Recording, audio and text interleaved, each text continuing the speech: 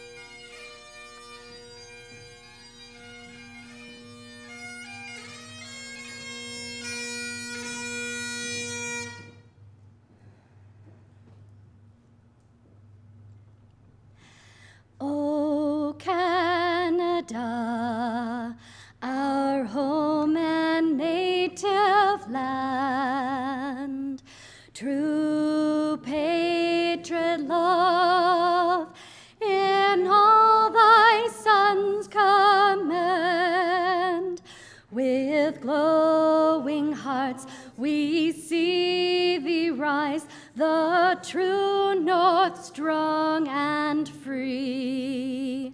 From far and wide, O Canada, we stand on guard for thee. God keep our land glorious and free. O Canada, we stand on guard for thee. O Canada, we stand on guard for thee.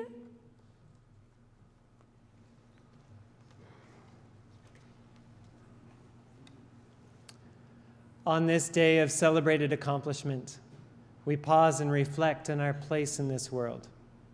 This afternoon, we acknowledge the Attawandaron people on whose traditional territory the University of Guelph now resides, and we pay our respects to their Haudenosaunee, Anishinaabe, and Métis neighbors.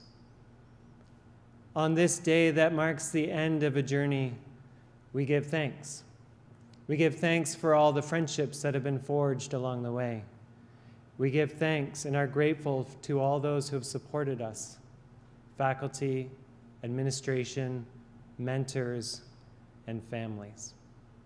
I invite you, each in your own way, to take a moment of silence, to reflect on that for which you are grateful, to offer a prayer.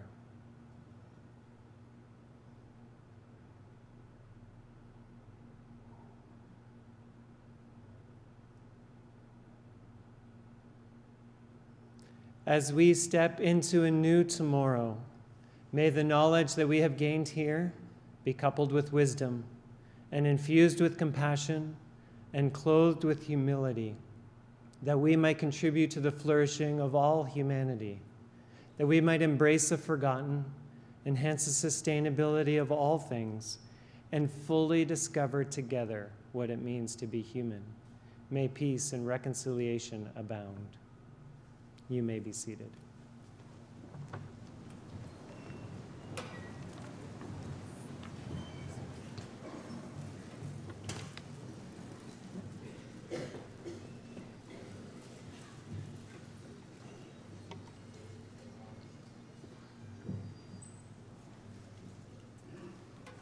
Good afternoon.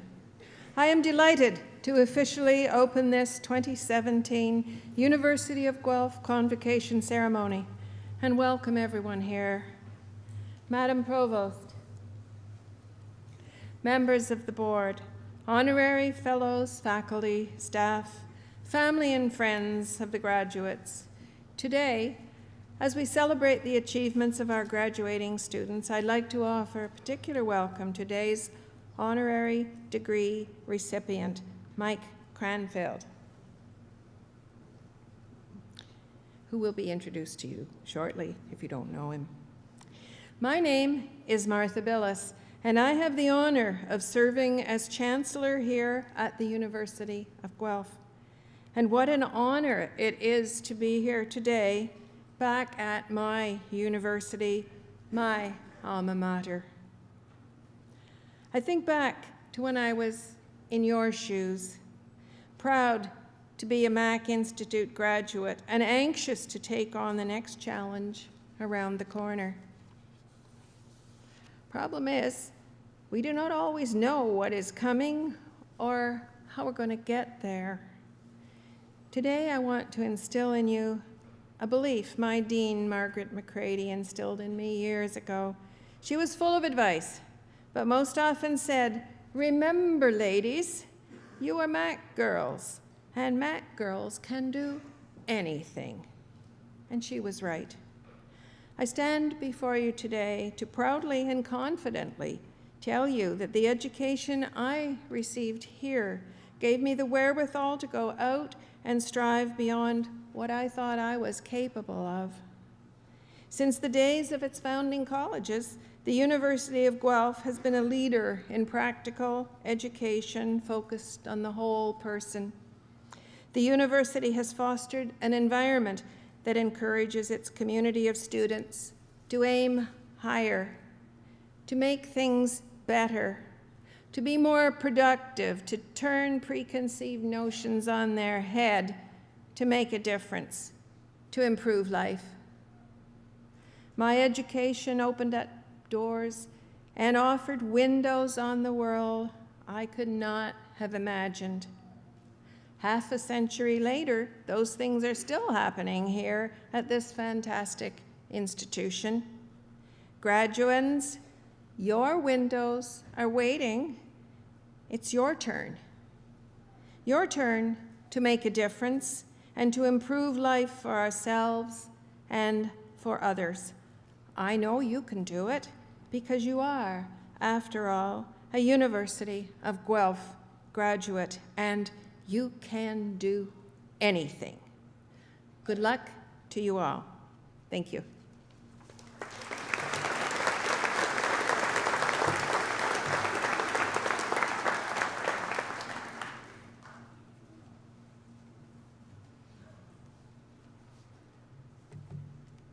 This is such a wonderful sight to see all the graduates here ready for the next step of their lives and to be celebrated with all their family, friends, and others.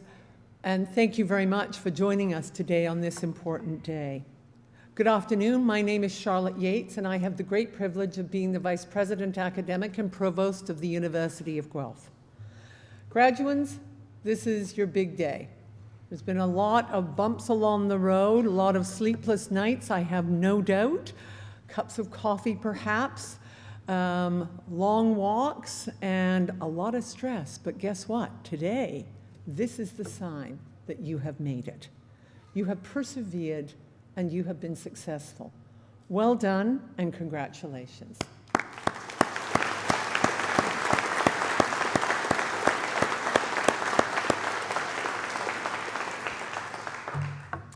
Think fast.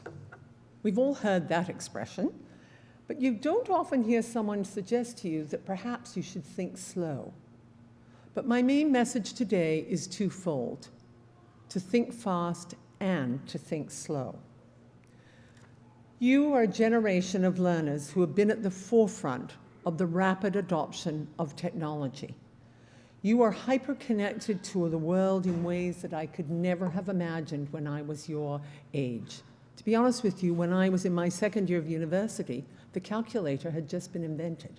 Hard to imagine, I'm not that old, but it does tell you how fast technology has been adopted.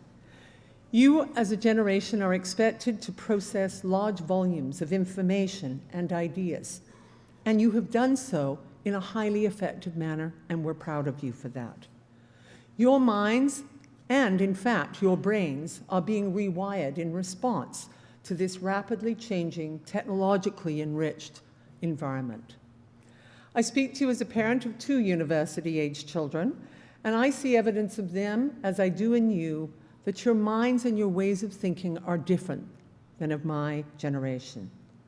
We at the university see how you can absorb huge volumes of information and how you are so facile with technology. You're comfortable. You can use it to the best advantage. You have adapted to a fast-paced world in which the volume and speed at which knowledge and information are created and distributed is growing faster all the time. Let me call this a river of knowledge, which you as learners have been navigating over these last few years at the University of Guelph. New ideas come at you all the time. New innovations, new ways to connect people, animals, understand the world. We need to process more information in the same amount of time. We need to think faster. We might call this reactive thinking. Reactive thinking is tactical thinking. It's that what helps a driver negotiate the twists and turns of the road as they drive. But there is another kind of thinking which you have also been encouraged to use, and that's what I would call reflective or slow thinking. It takes a deeper, more strategic view. Not that I'm suggesting that you literally slow down your thoughts. I'm sure that's not possible. However, we are talking about a different kind of thought, not one that is tactical or reactive, but one that is reflective, that enables you to figure out which road to travel. In our fast-paced world, universities are increasingly important places for both kinds of thinking. Reactive thinking that addresses today and allows you to make quick decisions on the basis of assimilating large amounts of information and data. But we also encourage you to use reflective thinking that arises above the here and now to take a long view, a bigger view of the world, to consider tomorrow and the day after and the impact that all of our decisions have on the world around us. As a student at the University of Guelph, you have benefited during the past few years from an environment that I hope has challenged your thinking, an environment that has nurtured freedom of thought and expression and inquiry, an environment that promotes and supports openness to new ideas, one that invites various and different perspectives on problems and opportunities. We've tried to encourage you to exercise both reactive and reflective thinking. We've stressed the kind of thinking that enables you not just to provide us with the right answers, but to ask the right questions. We've looked to nurture thinking that is disciplined, but is also interdisciplinary, that draws upon diverse experiences and points of view. That kind of thinking is even more important in a world where the problems we face are large and incredibly complex. Big problems need lots of minds thinking together for solutions, not just like minds, but unlike minds from varied backgrounds and perspectives. There's a proverb that goes something like this: if you want to go fast, go alone. If you want to go far, go together. You're about to explore and discover the next phase of your lives, including, I hope, finding ways to improve life for others around you and around the world. Go together, think fast, and think slow. Thank you.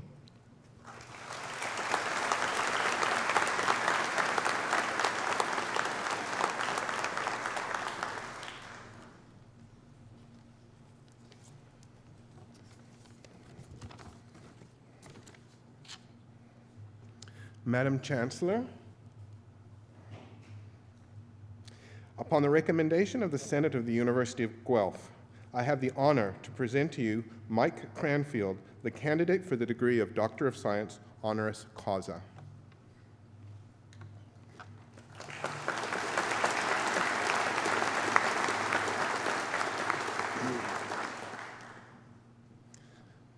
The mountain gorilla population, which now stands at 880, is the only great ape population on the increase globally. It has been growing at 4% per year, and about half of this growth is attributed to the work of Gorilla Doctors, a program co-directed by Dr. Michael Cranfield, who is a graduate of the Ontario Veterinary College at the University of Guelph.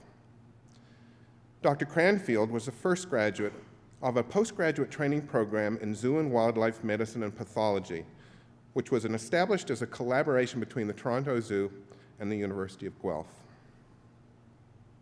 As executive director of the Mountain Gorilla Veterinary Project in Rwanda, Dr. Cranfield aims to conserve these animals in their natural habitat through Gorilla Doctors, a partnership between Mountain Gorilla Veterinary Project and the Wildlife Center at the University of California, Davis. If this wasn't enough, in addition to his work in Africa, he serves as consulting veterinarian for Maryland Zoo, teaches at Johns Hopkins University, and serves as senior veterinarian at the UC Davis Wildlife Center. Among his interests, he has studied emerging diseases transmitted between humans, gorillas, and other species, employing a One Health approach which links the health of animals, humans, and the environment. Dr. Cranfield has earned recognition from the American Association of Zoo Veterinarians for exceptional contributions to conservation, care, and understanding of zoo and free-ranging wildlife. This honorary degree from the University of Guelph recognizes the far-reaching potential that Dr. Michael Cranfield's work to protect gorillas and to ensure the health of animals and humans. I ask you, Madam Chancellor, to confer upon Mike Cranfield the degree of Doctor of Science honoris causa.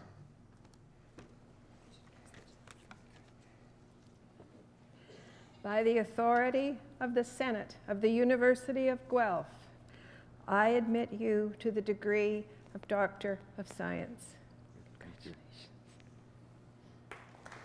Will you shake hands?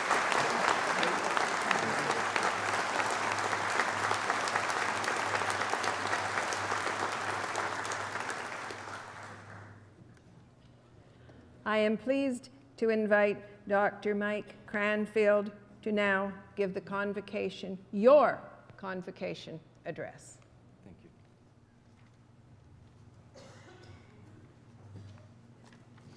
Madam Chancellor, Madam Provost, faculty, Violet Komodos, and guests, good afternoon. I'd like to thank the University of Guelph and the College of Veterinary Medicine for the highest honor of my career.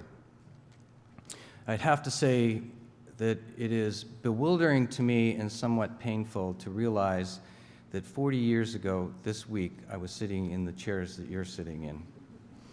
And I can't remember who spoke or what they said, which puts things in perspective.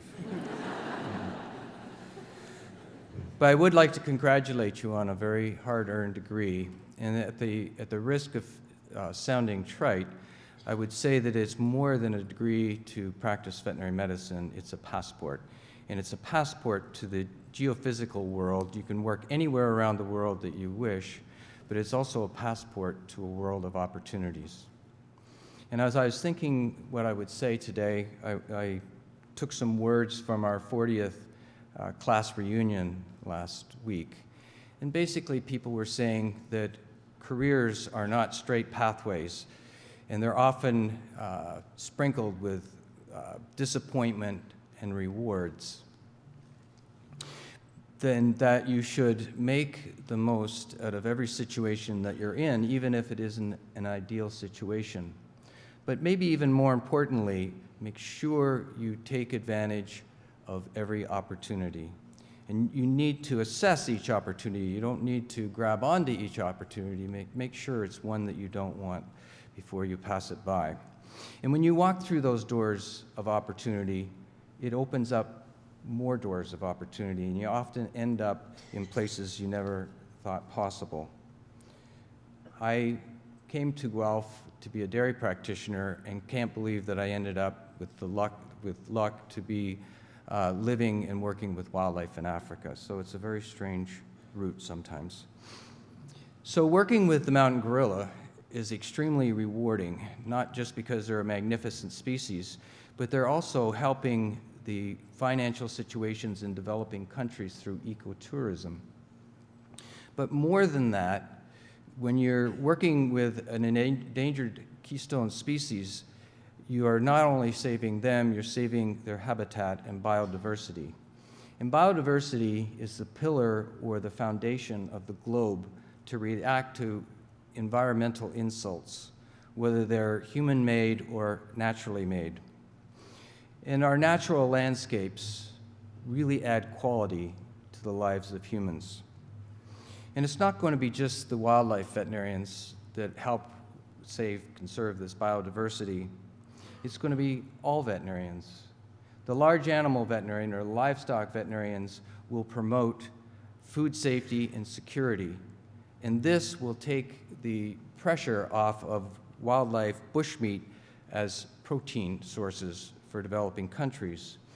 Also, with better food safety and security, the people in the developing countries will have a higher standard of living and will be able to address things like environmental concerns rather than just worrying about day-to-day issues.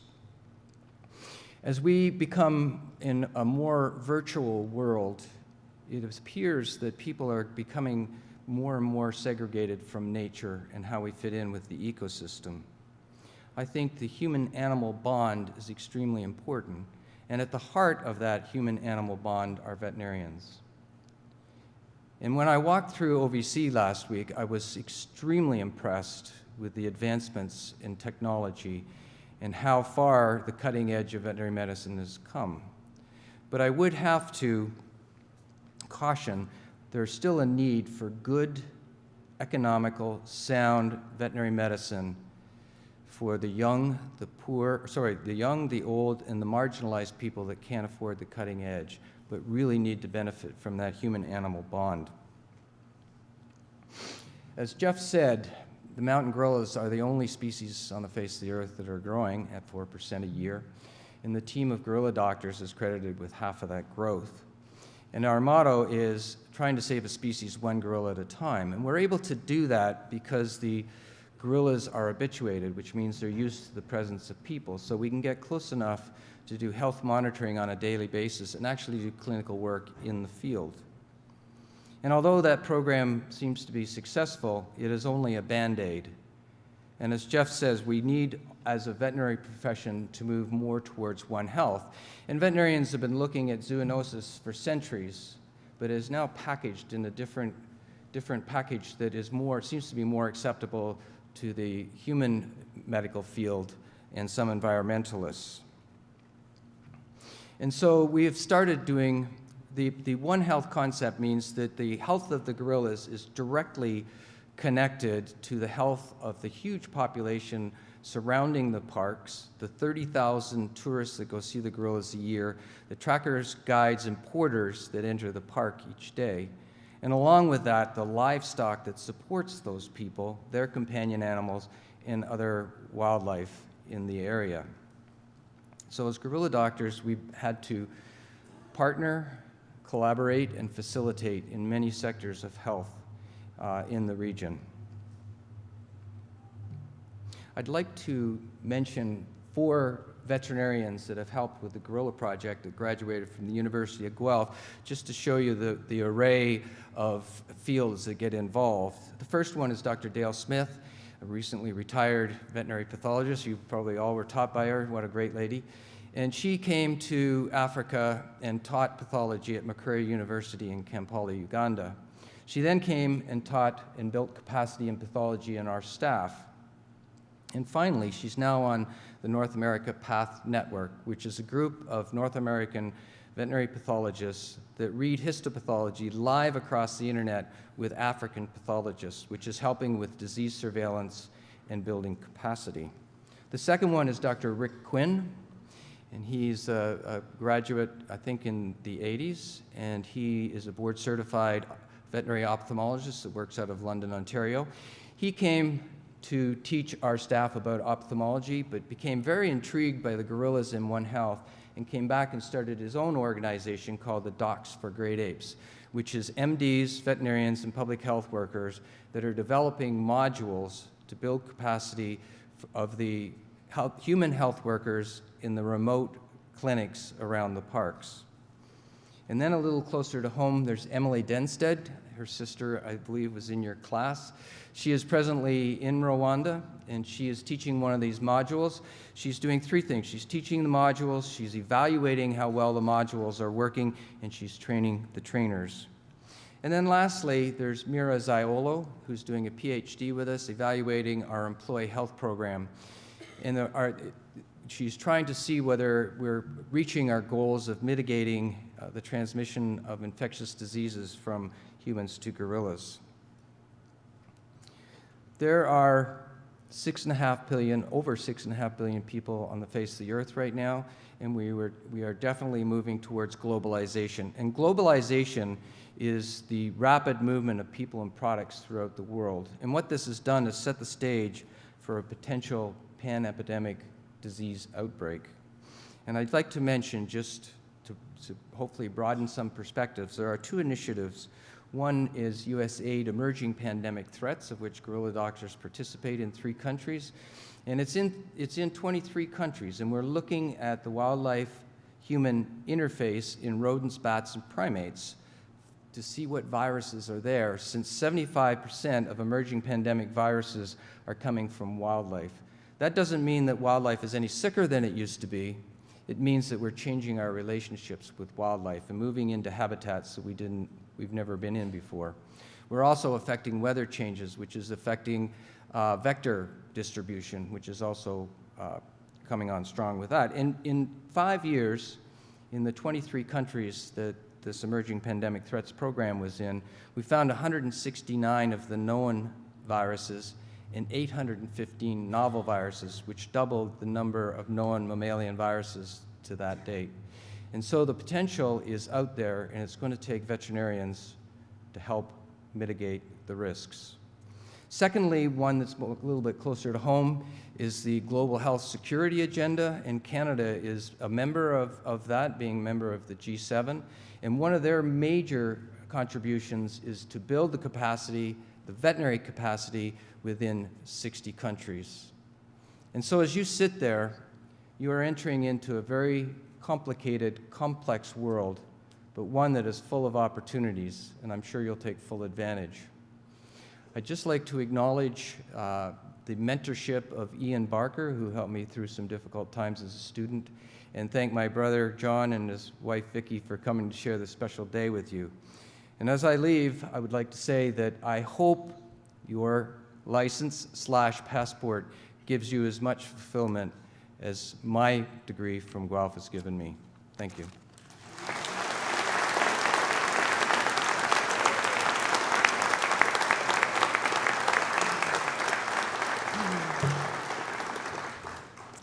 Thank you, Dr. Cranfield. That was really inspiring. Wow. Imagine the future that awaits you all. Now is the moment you have all been waiting for. Can I ask the graduating class to please rise? Madam Chancellor, I have the honor to present to you these scholars who have fulfilled the statutory requirements laid down by the Senate of the University of Guelph, that they may be admitted to their various and several degrees. By virtue of the authority vested in me and in the University of Guelph, I hereby accept you for admission to your various and several degrees with all the rights, privileges, and obligations appertaining thereto. Thank you. Will members of the graduating class please be seated?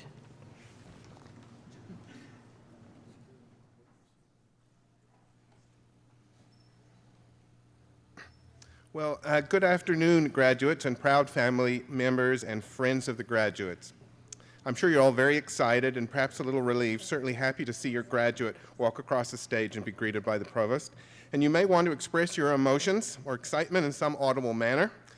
This is fine, please go ahead, but may we ask that the general applause wait until the end of the presentation of all the DVM degree. Thank you.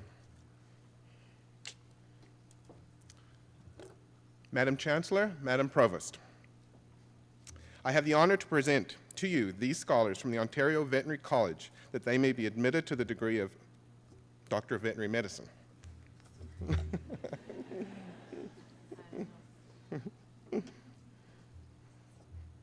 Whitney Heidi Alper.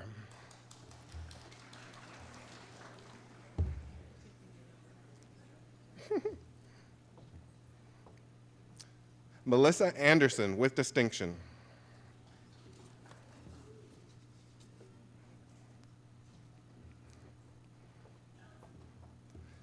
Alana Bax with distinction.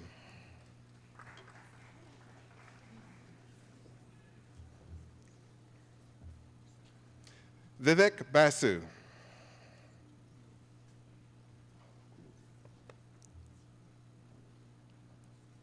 Kaylee Maria Bernardo.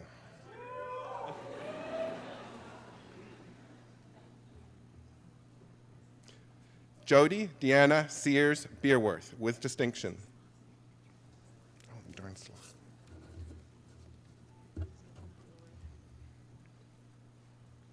Joanna Bill with distinction.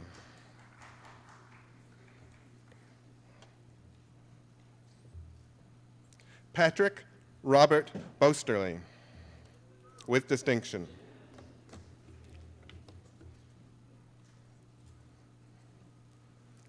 Heather Marie Boots with distinction.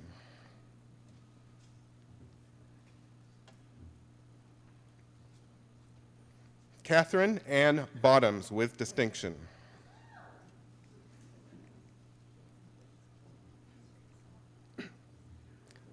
Spencer James Stanton Burley.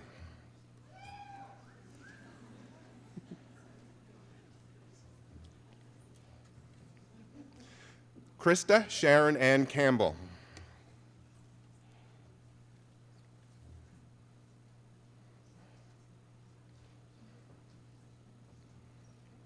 Andrew Chong with distinction.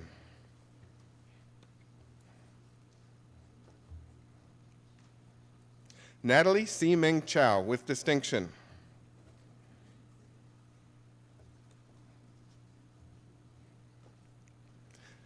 Claire Janet Clements with distinction.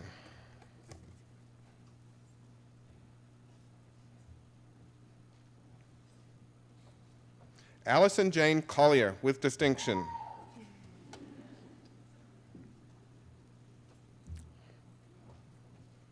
Kevin Stewart Colliver with distinction.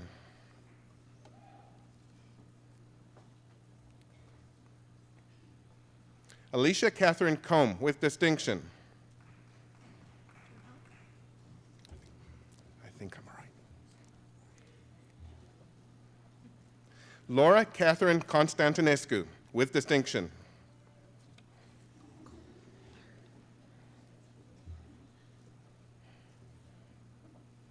Miriam Coulthard with distinction.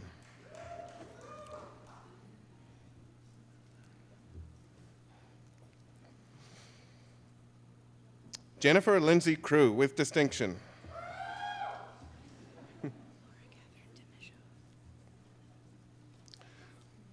Laura Catherine Demisho.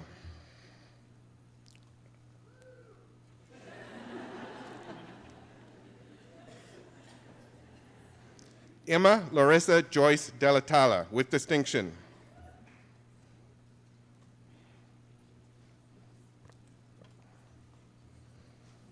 Stephanie Delorme with distinction.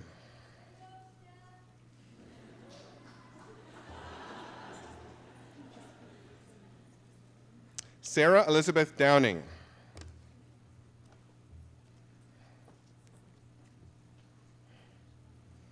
Christina Ann Doyle.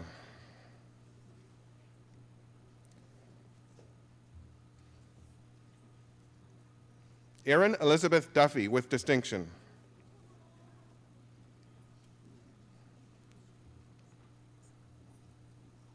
Kylie Alexandra Evers with distinction.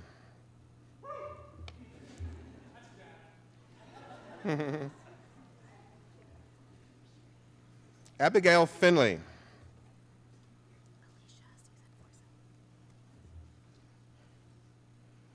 Alicia Susan Forsyth with distinction.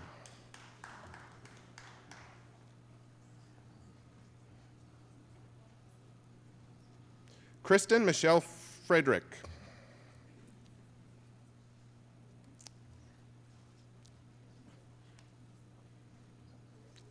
Avery Gagnon with distinction.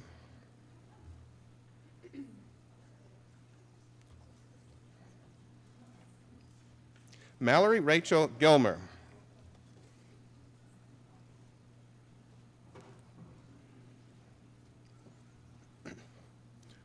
Lauren Gregory with distinction.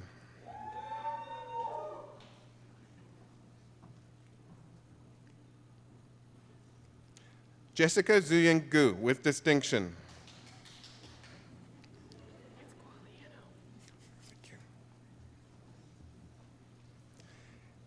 Caitlin Marie Gualiano with distinction.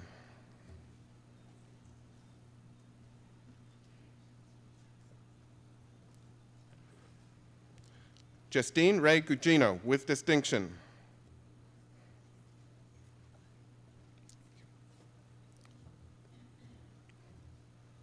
Stephanie Geiler with distinction.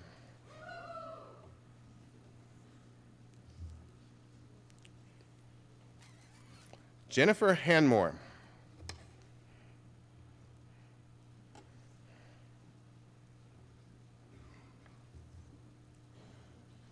Abigail Elizabeth Harris.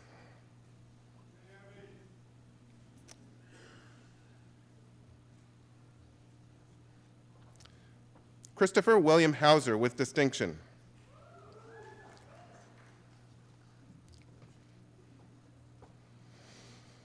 Haley Catherine Hickling with distinction.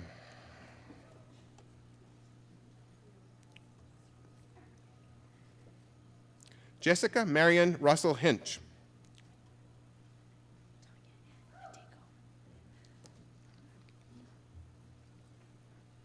Tanya Ann Nateko, with distinction.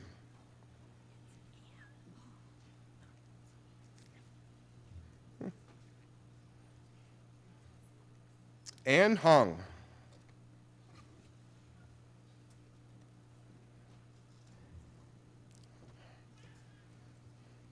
Cassandra Ann Jackson, with distinction.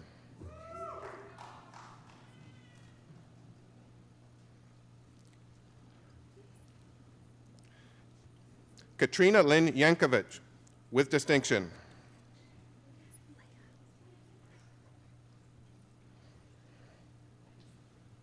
Leah Khan, with distinction.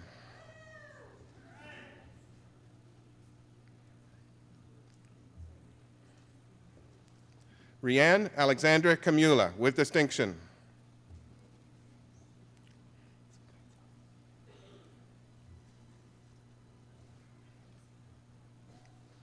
Jacob Keitel, with distinction.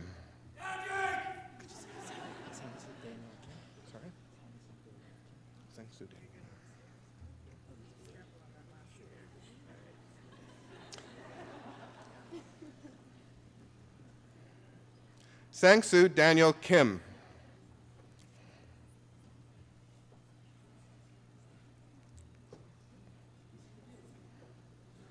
Kara Lee Kitchen.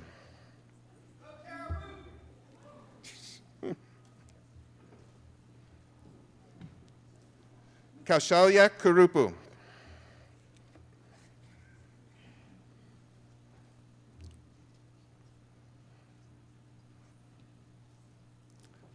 Sarah La Liberté, with distinction.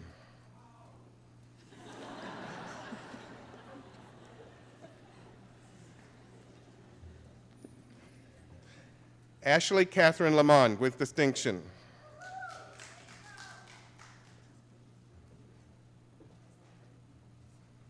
Sarah Ann Leeson.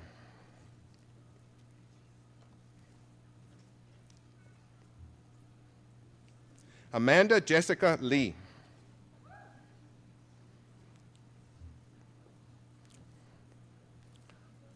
Jared Andre Lowe, with distinction.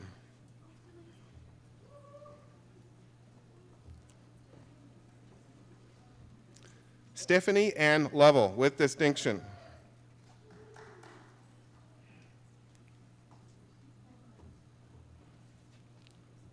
Rachel Michelle Manjos, with distinction.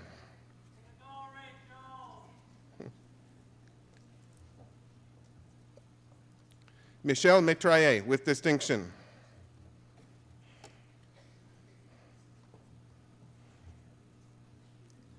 Kelsey Ann Milmine.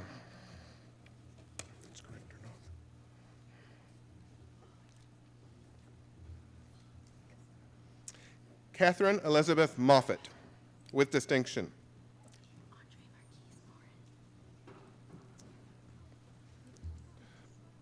Andre Marquise Morin, with distinction.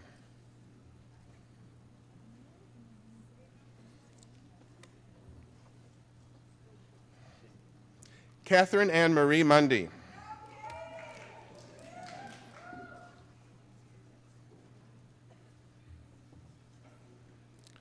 Julie Christine Must, with distinction.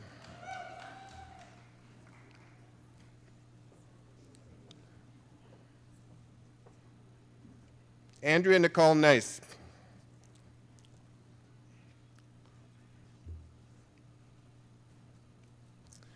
Rachel Kathleen Needles.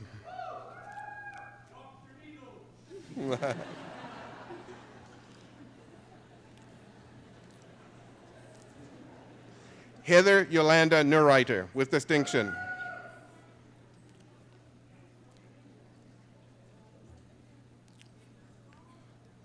Robert Olender, with distinction.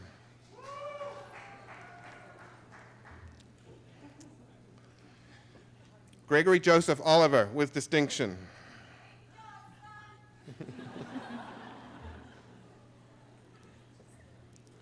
Laura Elizabeth Omelianyuk.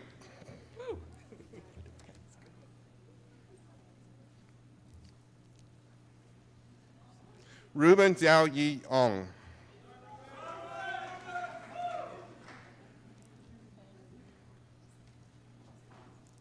Andrew Willis O'Ree, with distinction. So cute. Benjamin Potvin, with distinction.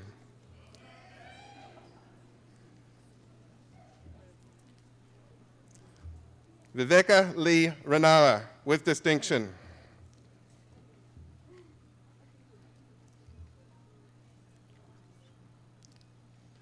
Teresa Desiree Wrights, with distinction.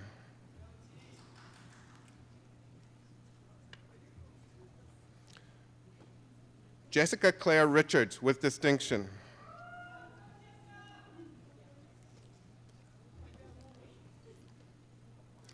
Daniela Maria Rizzo, with distinction.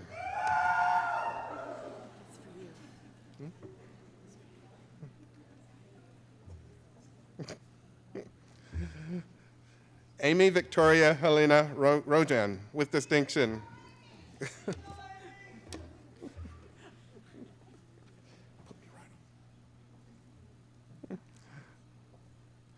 Sabina Romanescu, with distinction.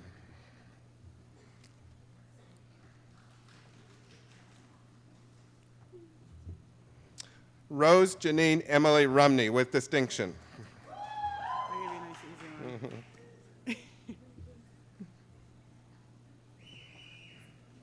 Candice Runyon.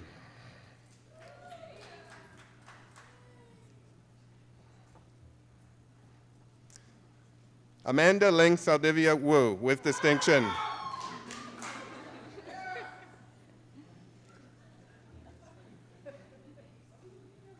Allison Katerina Schroeder, with distinction.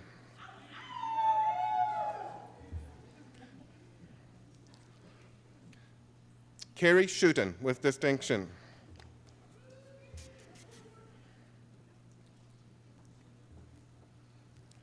Chanel Marie Schwarzentruber, with distinction.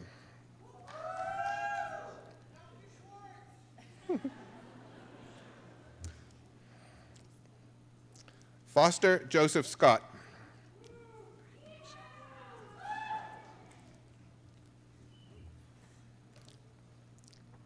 Pradnya Shah.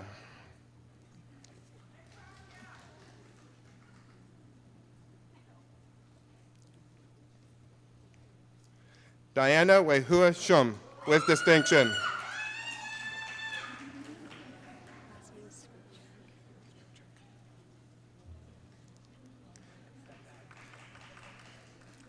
Heather Elizabeth Skripchak, with distinction.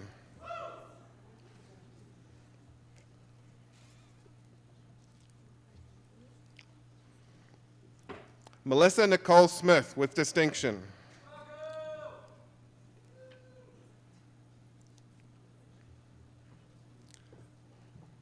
Tessa Farrell Spooner, with distinction.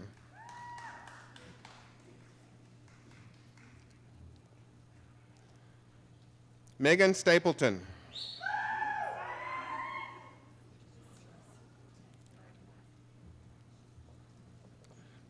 Carly Margaret Stewardson, with distinction.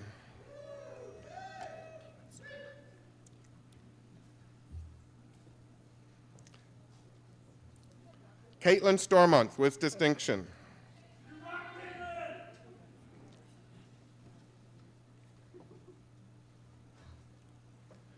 Benita Schwinn, with distinction.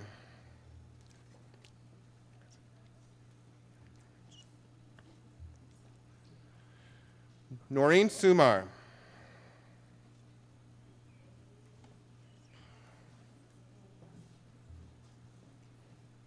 Kathleen Alice Jane Taylor, with distinction.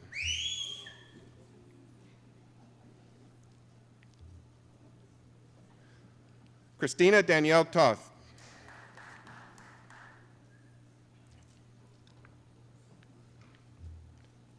Heather Lynn Trainer.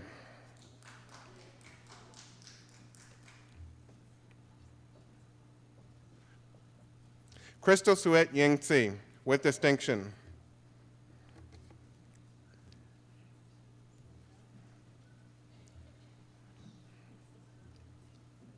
Brittany Alexandra Vivian with distinction.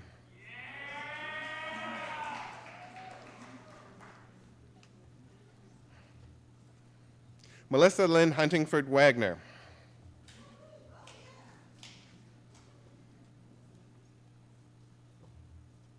Jonathan Mark Waito.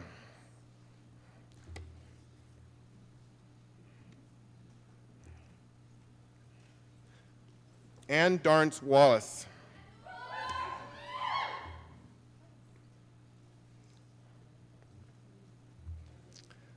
Shannon Colleen Walsh with distinction.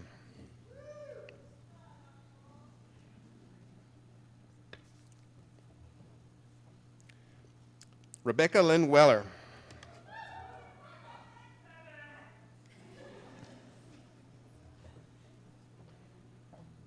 Jessica Amelia White with distinction.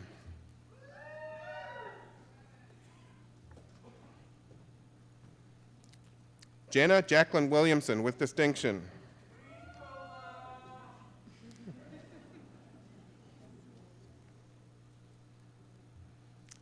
Cassandra Stephanie Young with distinction.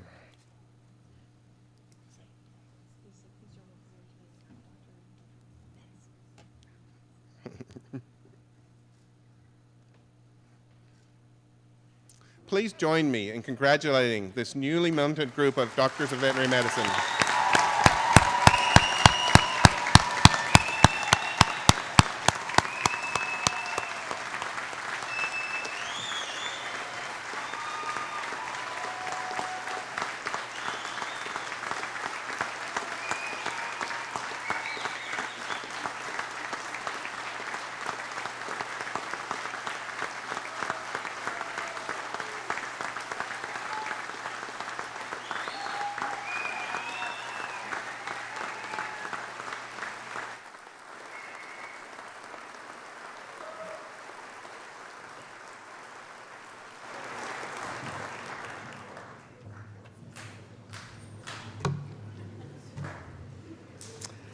Wow, that was a great celebration.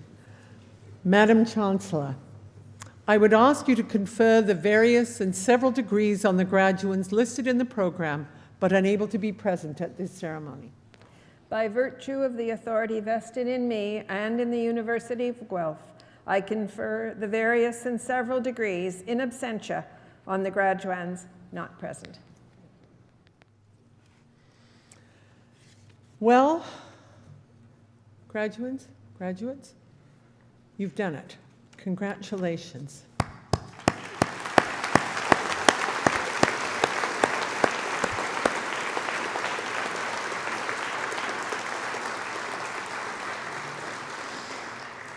And welcome all of you to the Griffin alumni family, a growing family.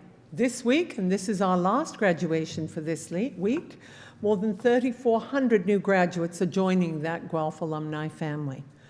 University of Guelph alumni number over 125,000 around the world. And of course, one of them you heard from this afternoon with the address, a long way from us.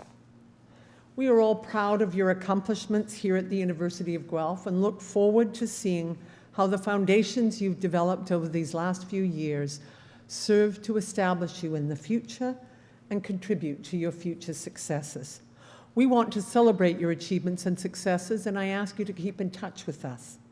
Remember that the University of Guelph campus will always be a home to you. Graduates, you've made memories here, including, I hope, today's ceremony. Remember this when you leave.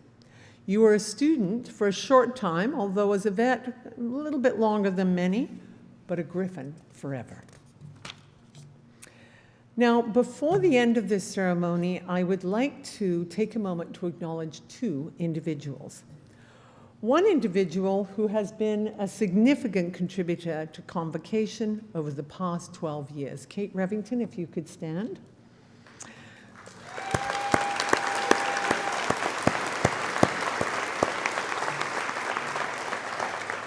Kate Revington was today's beadle. And you can't believe how heavy that thing is. It's really, really heavy. And she served as Secretary of the Senate since 2005, and she's led Convocation procession is a beadle for over 120 convocation ceremonies. She's hooded over 20,000 students as they came across the stage.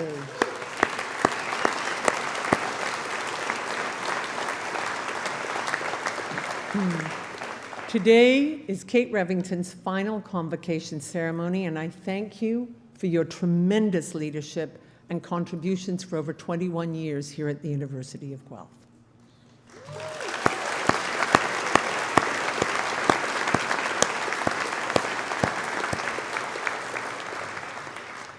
I also want to offer a particular thank you to our newly appointed Chancellor, Martha Billis.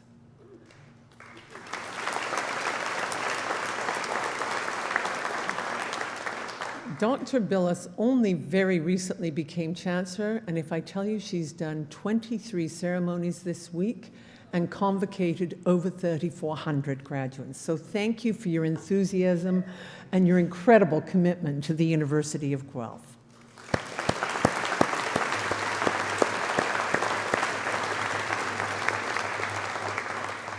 We look forward to many more years.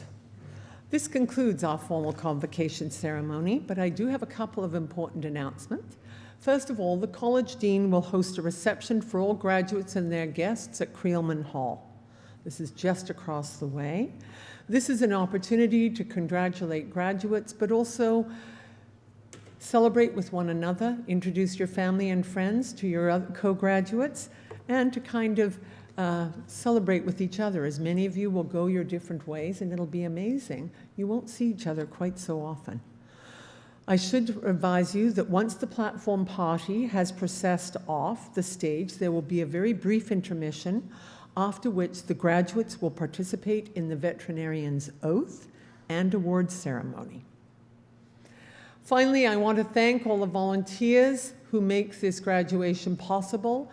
If I tell you, all the graduations this week rely on dozens and dozens of our committed staff, and I want to say thank you all for making this a fabulous experience. And finally, the final word goes to our Chancellor, as only seems fitting.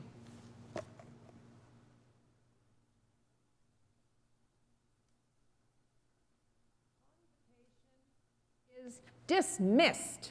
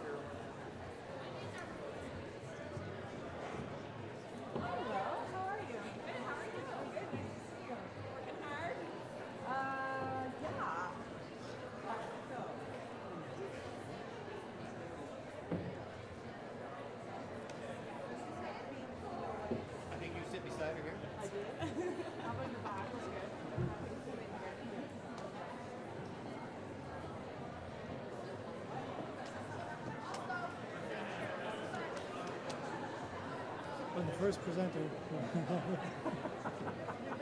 Always the first. Always the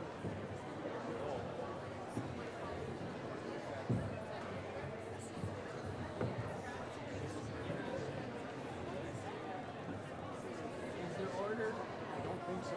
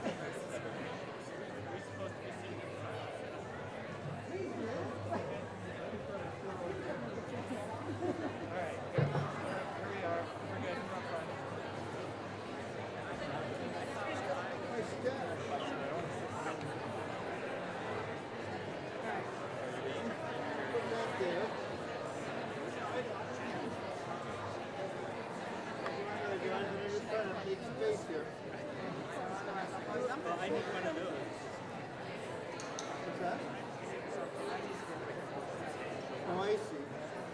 I got to start it when he's on, so I know what I'm doing.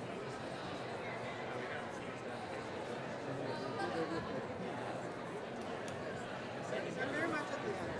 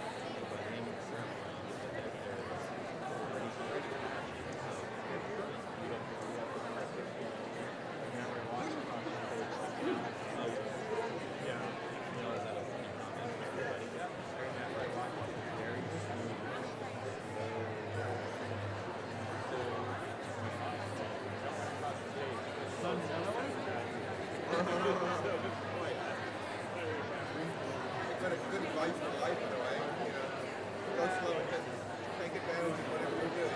Go slow. Yeah.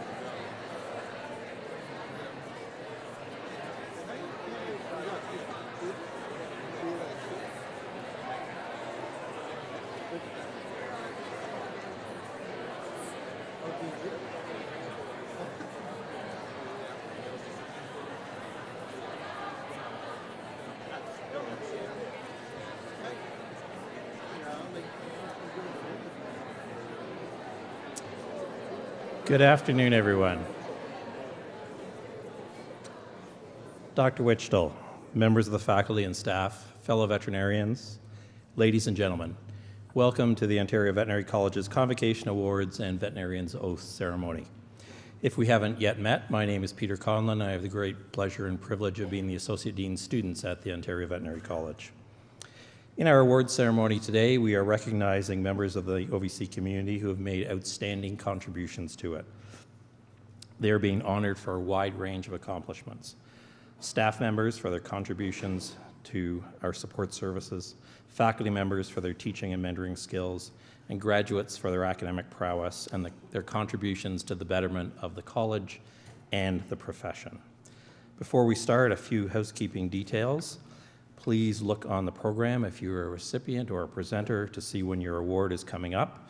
And if presenters and recipients would rendezvous on the stage here to my right, receive our boisterous congratulations, and then smile for the camera as our photographer takes a picture for posterity. If I don't announce an award on the program, it is because the recipient is unable to be with us today. The first award is the Catherine Elizabeth Long DVM Memorial Prize, presented in memory of Catherine Long. It's given to a graduate elected by his or her classmates as a person who strives most consistently to apply the highest standards of veterinary knowledge and skills while showing concerns for animals' comfort and welfare. Dr. Rob Butler, who was a classmate of Dr. Long in OVC 1988 and the owner of the Guelph Animal Hospital, presents this award to Dr. Christopher Hauser.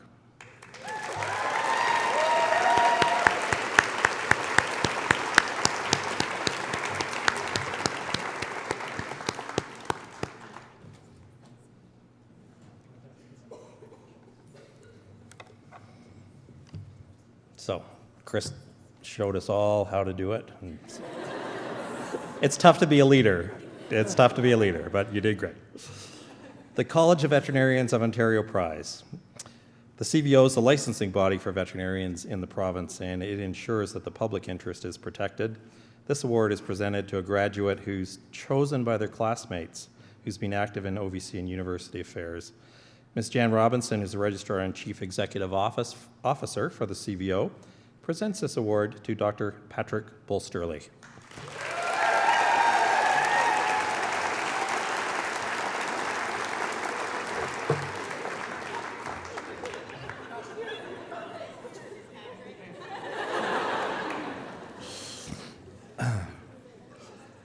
The F.W. Schofield Prize was established in recognition of Dr. Schofield's contributions in veterinary pathology, and is presented to the graduate in this class with the highest ranking in pathology.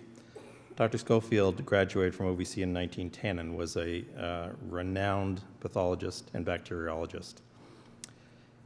Dr. Darren Wood, Associate Professor in the Department of Pathobiology at OVC and one of the Komodo's 3 honorary class presidents, presents this award to Dr. Stephanie Delorme.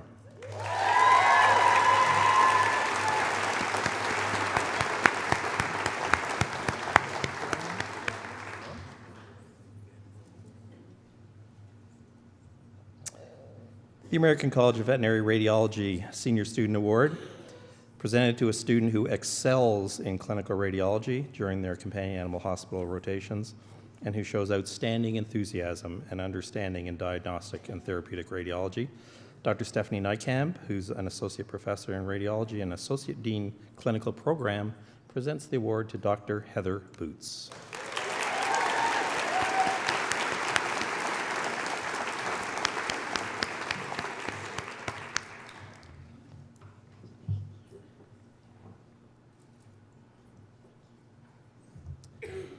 The American College of Veterinary Dermatology Senior Veterinary Student Award recognizes excellent knowledge, interest, and aptitude in dermatology during the companion animal hospital rotations. Dr. Carolyn Kerr, who is an anesthesiologist and chair of the Clinical Studies Department at OVC, presents the award to Dr. Kylie Evers.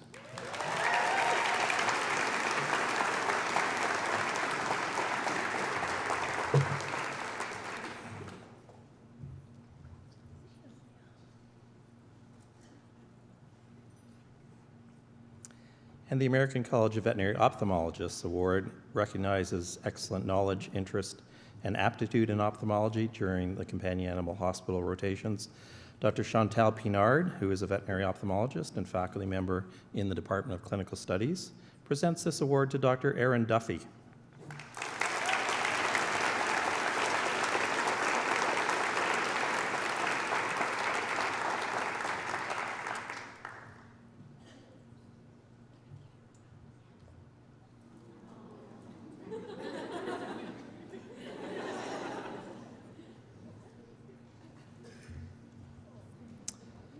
The following 3 awards, sponsored by Aventex Animal Health, will be presented by Ms. Amanda Sheffield, who's the Territory Manager for Aventex.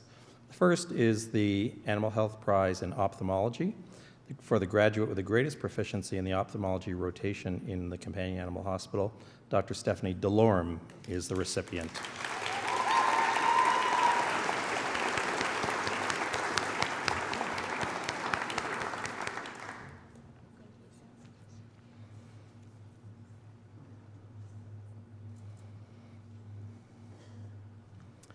And the Aventex Animal Health Prize in Dentistry is given to the graduate with the greatest proficiency in dentistry in the companion animal hospital.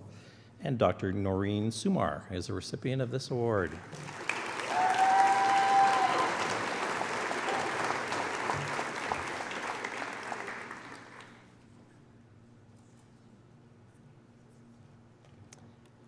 And the third, the Dr. Wendy Parker Award in Dermatology. This award, which honors Dr. Parker, a retired faculty member and dermatologist at OVC for many years, is for the highest mark in the dermatology rotation. Dr. Chanel Schwartzentruber is the recipient.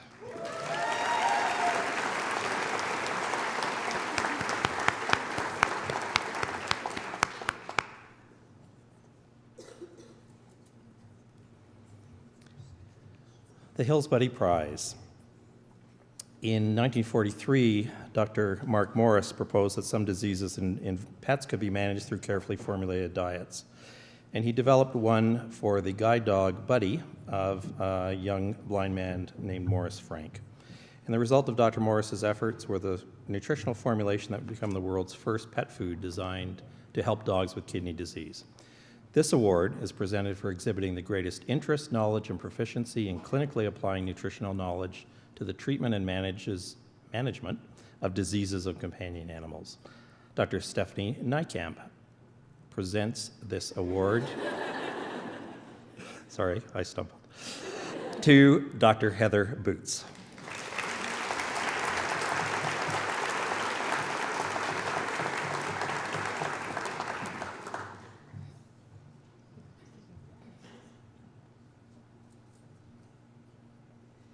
Actually do know who Dr. Niekamp is. There was a change in the presenter. That's why I feel you staring at me. The Dr. Jim Bell Prize, in honor of Dr. Jim Bell from Bellbrae Animal Hospital. The Featherston Charitable Foundation established this award.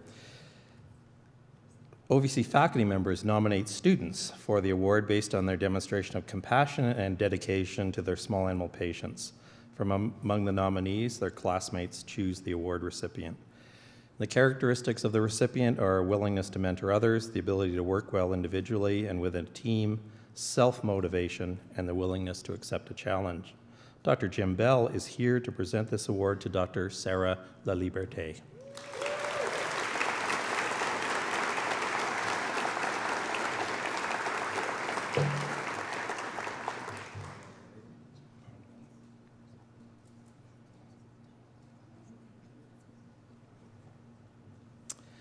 Keyvet Memorial Prize in Surgery is given in memory of Thomas Morris Keyvet, OVC 66, and was established by his classmates. It is given for proficiency and interest in surgery. Dr. Amit Singh, Associate Professor in the Department of Clinical Studies, presents the award to Dr. Kylie Evers.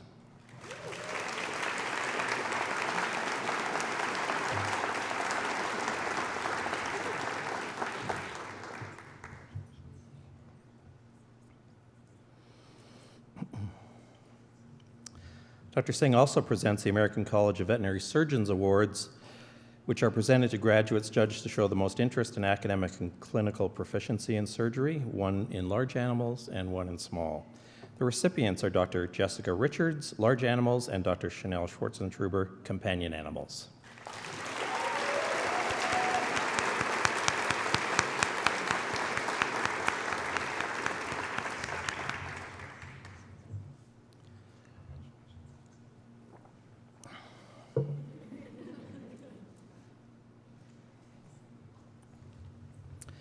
The American Association of Equine Practitioners Frank J. Milne Memorial Prize is named for Dr. Milne, who was an OVC faculty member for over 30 years, and he was president of the AAEP in 1971.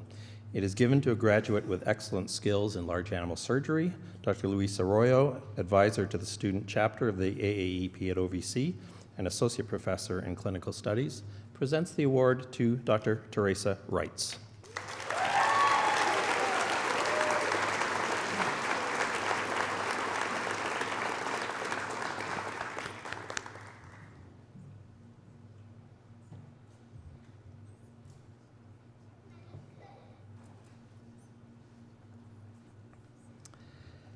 The W.J.R. Fowler Prize, named for a graduate of the class of OVC 1899. And Dr. Fowler was a faculty member for 55 years and were renowned for his skill in surgery.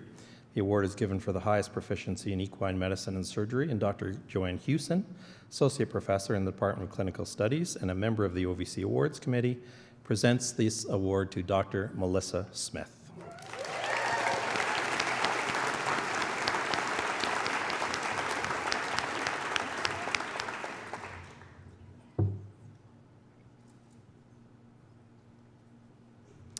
Dr. Houston also presents the Dr. D.J. McClellan Prize in memory of Dr. McClellan, who practiced in Woodville, Ontario for 2 years in the early 20s and then entered the Federal Veterinary Inspection Service.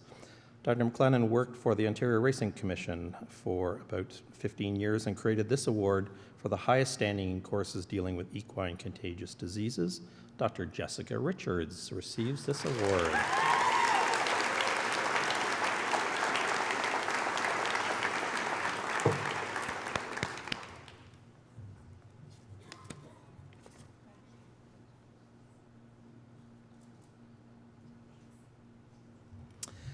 The Ogilvy Leadership Prize in Food Animals has been created by the Ogilvy family, which has a strong family history with the college, including Dr. Tim Ogilvy, DVM and MSc graduate, Dr. Thomas Ogilvy, OVC 2010, and Dr. Adam Ogilvy, DVSC in 2014. The family has a strong interest in serving and advancing veterinary medicine for the food animal sector, and this award is given to the student in the fourth year food animal stream who best demonstrates their leadership skills in the food animal area while at OVC. Dr. Carrie Lismore, Associate Dean Academic, presents the award to Dr. Ben Potvin.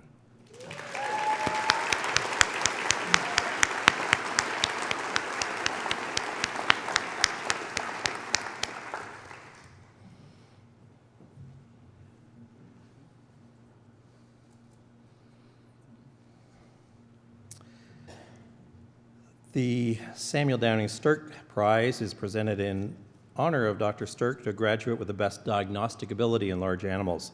Dr. Stirk was born on a farm at Roslyn, Ontario in Hastings County, and he graduated from OVC at age 20 in 1912. He started practicing veterinary medicine in Brampton, Ontario, and practiced there for 66 years. 2017 plus 66 is what? You'll have to do the math. He was a mentor to many young veterinarians, many of whom went on to become highly respected in the profession. Dr. Brad Hanna, who's a faculty member in the Department of Biomedical Sciences and another member of the OVC Awards Committee, presents this award to Dr. Candace Runyon.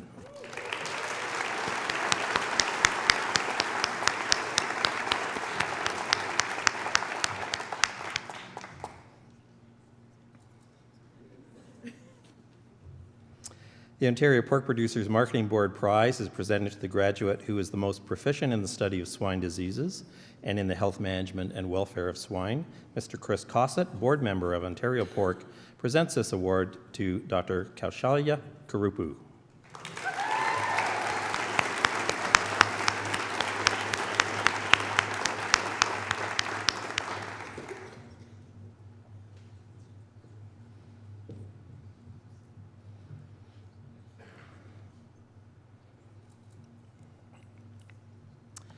The Curtis Bovine Award recognizes the significant contributions to bovine practice made by Dr. Curtis, who was an OVC grad in 1961. He was also a faculty member here and at the Atlantic Veterinary College in Charlottetown. He was a pioneer in his profession and introduced many of the concepts of herd health practice in North America. This award is given to a graduate with high academic standing, excellent clinical competence, and demonstrated interest in bovine medicine. Dr. Lismore presents this award to Dr. Rose Rumney.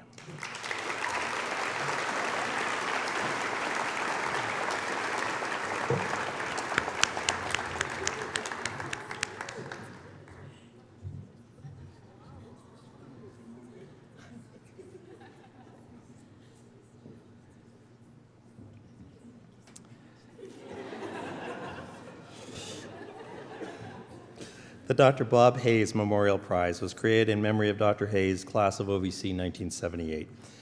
He was a large animal practitioner and well-respected and highly valued veterinarian in the field of food safety and animal welfare, and he held senior positions with the Canadian Food Inspection Agency and the Ontario Ministry of Agriculture and Food. The award was established by his family to recognize his commitment to veterinary medicine. It is presented to a graduate from the food animal stream of Phase 4 who demonstrates involvement in and knowledge about food safety issues in veterinary medicine. Dr. Hayes' children, Dr. Aaron Hayes, class of OVC 2014, and Mr. Sean Hayes present this award to Dr. Candace Runyon.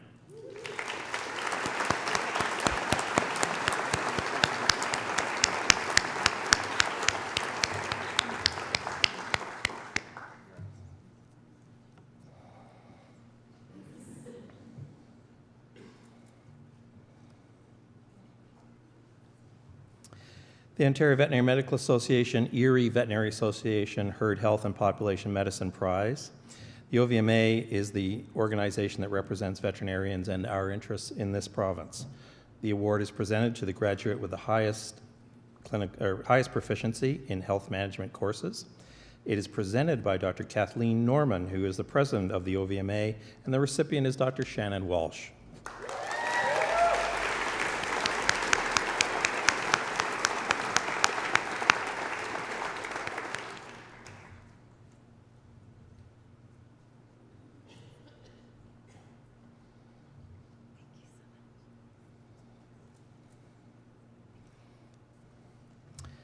The Ontario Association of Bovine Practitioners Prize is given for proficiency in bovine herd health management and an interest in bovine practice. Dr. Dan Schock, who is the treasurer of the Ontario Association of Bovine Practitioners, presents the award to Dr. Ben Potvin.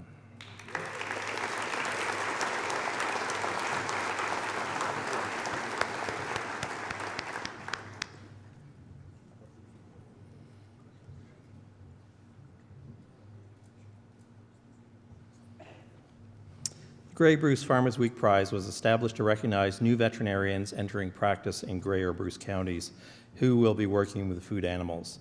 Grey Bruce Farmers Week is a 6-day agricultural conference, and 2017 marks its 51st year of educational programming. Mr. Bill Herron, who is of the Grey Bruce Farmers Week, presents this award to Dr. Kelsey Milmine.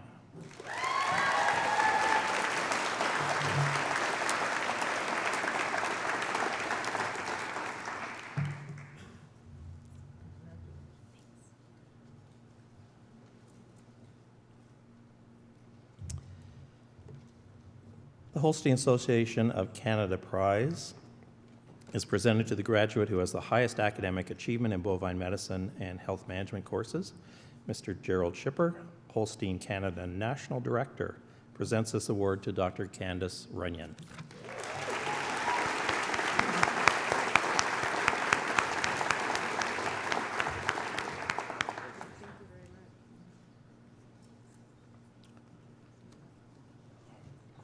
The Summit Veterinary Pharmacy Prize in Clinical Pharmacology was created by Summit Veterinary Pharmacy to recognize a graduate who has exhibited superior performance in the field of clinical pharmacology. Mr. Grant Garrow, who is the Business Development Manager at Summit Veterinary Pharmacy, presents this award to Dr. Allison Collier.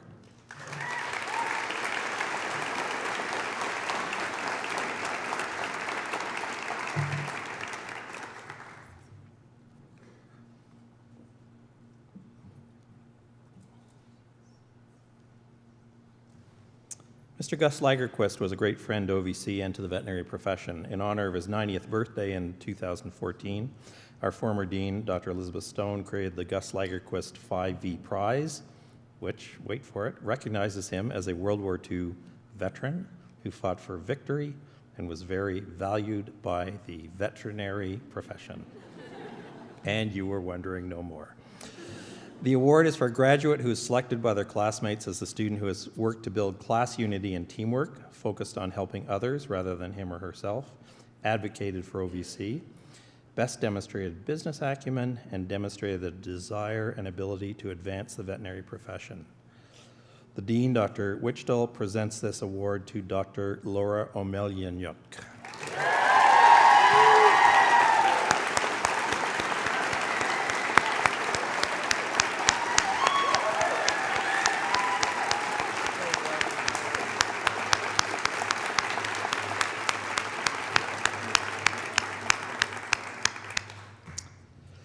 The OVC 75 Prize in memory of Aki Sassage was established by his classmates and colleagues from the class of OVC 75. It is given to the graduate with the highest standing in the veterinary externship course. Dr. Stephanie Nykamp presents this award to Dr. Alana Bax.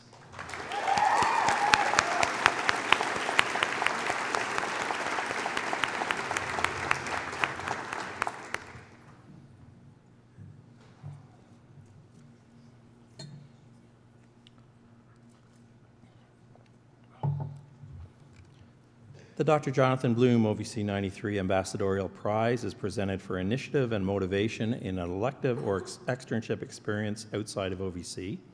The recipient is selected based on the evaluation by the elective host and the manner in which the college and the profession were represented. Dr. Jonathan Bloom of Willowdale Animal Hospital in Toronto presents the award to Dr. Candace Runyon.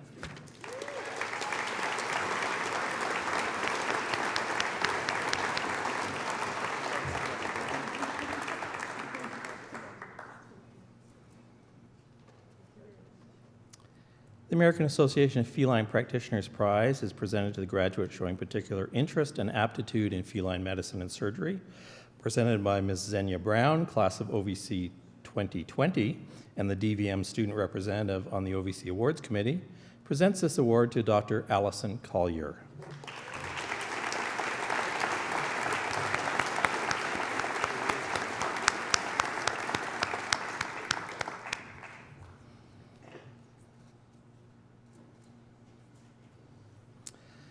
The Mary L. Prize of Merit in Feline Medicine, presented to a graduate for proficiency in small animal medicine with particular aptitude in feline medicine and patient care. Dr. Fran Rotundo, Technical Service Veterinarian at Mary L. Animal Health, which is now Boehringer Ingelheim, presents this award to Dr. Rose Rumney.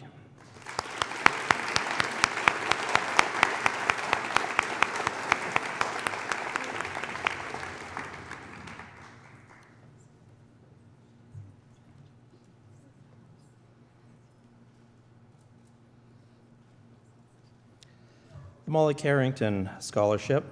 Dr. Carrington was an intern in the OVC Small Animal Clinic when she died in 1981 of cancer. This award was initiated by the class of OVC 78 and is presented in memory of her. It is presented to a graduate who has demonstrated high standards of care and compassion for small animal patients. Dr. Shannon Gowland, who is a primary care veterinarian in the OVC Smith Lane Animal Hospital, presents this award to Dr. Andrea Nace.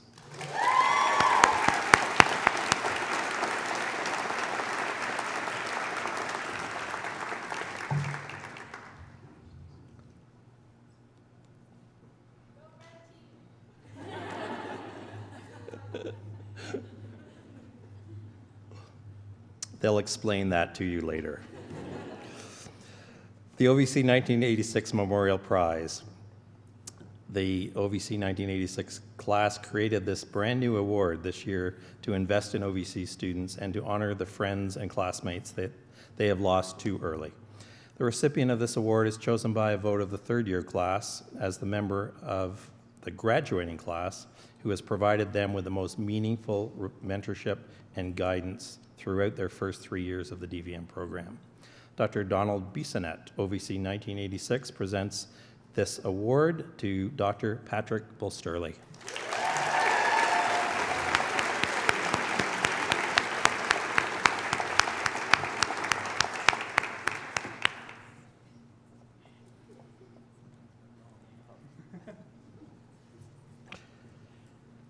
The Beloved Friends Prize honors Missy, the McBride family dog, who died in 1985 at the grand age of 20.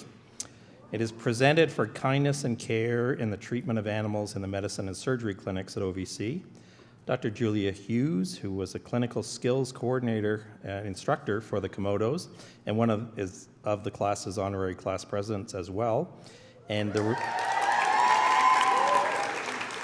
recipient of this award is Dr. Allison Collier.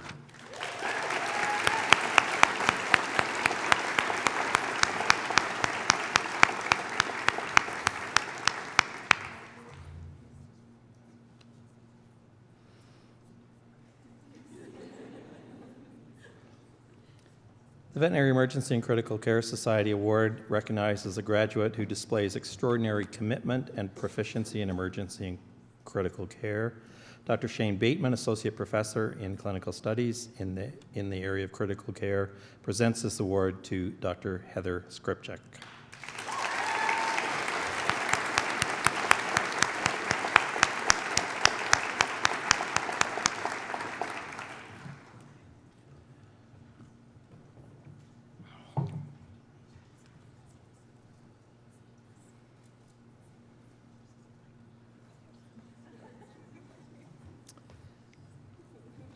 The Veterinary Cancer Society Bob Rosenthal Award was created to commemorate Dr. Rosenthal's service to internal medicine, oncology, and radiation oncology at the universities of Illinois and Wisconsin. And the award recognizes a graduate who is deemed to have outstanding aptitude for and competence in the diagnosis, treatment, and general care of companion animals affected by cancer. Dr. Byron Bridle, who's a faculty member in the Department of Pathobiology and who researches in the area of cancer, and who is the third honorary class president for the class, presents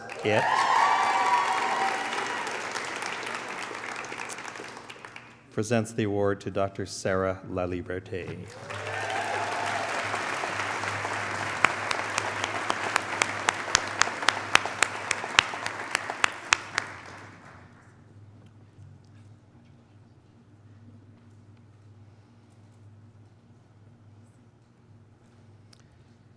The American College of Veterinary Pathologists Award is for a graduate with outstanding achievement, proficiency, and interest in veterinary pathology. Dr. Darren Wood presents this award to Dr. Stephanie Delorme.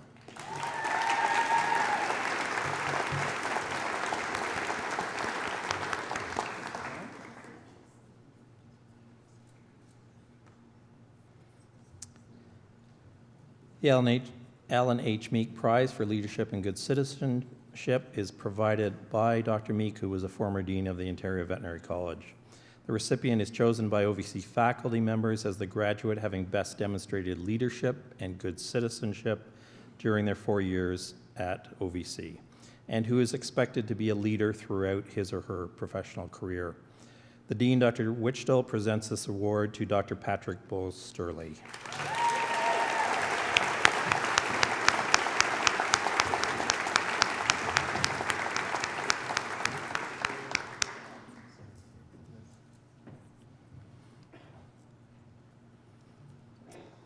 The Dr. Jim Mitchell Prize was established to honor Dr. Mitchell, class of OVC 1972, from Markdale Veterinary Services.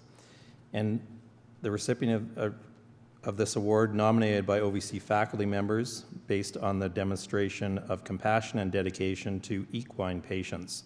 From among the nominees, their classmates choose the award recipient based on their willingness to mentor others, the ability to work well individually and as part of a team, as somebody who's self-motivated and somebody who is willing to accept a challenge. Dr. Mitchell presents this award to Dr. Ashley Lamond.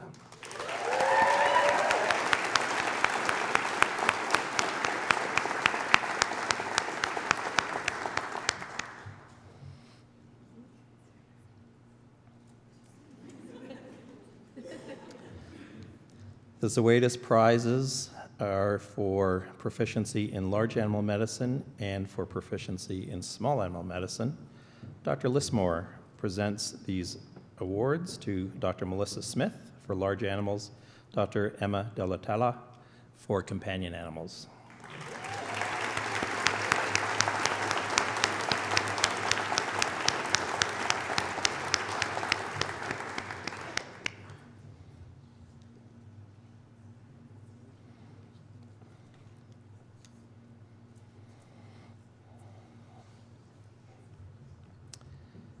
The class of OVC 1941 presents the Charles Duncan McGillivray Prize in memory of a former principal of OVC from 1918 to 1945.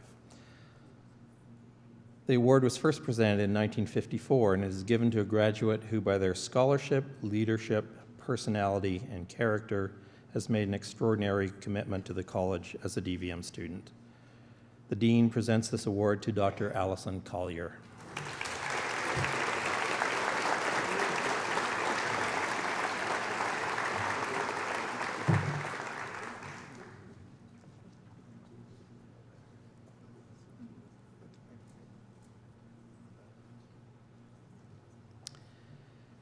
The Mitchell Family Prize has been created by Dr. Bert Mitchell and his family in appreciation of the education provided to them by the University of Guelph. Dr. Mitchell's distinguished career spanned the private and public sectors, and his contributions made an important impact on public policy in Canada and the United States, both at Ralston Purina and as the director of the Bureau of Veterinary Drugs and in senior positions at the U.S. Food and Drug Administration. The recipient of this award is selected based on their leadership and contributions in the field of public health, toxicology, or pathology. Dr. Bert Mitchell is here to present this award to Dr. Stephanie Delorme.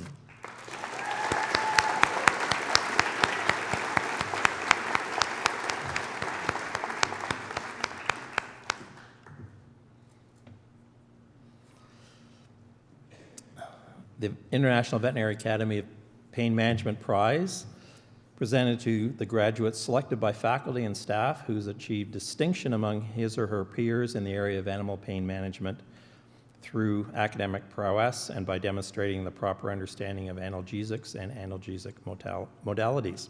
Dr. Shane Bateman presents this award to Dr. Tessa Spooner.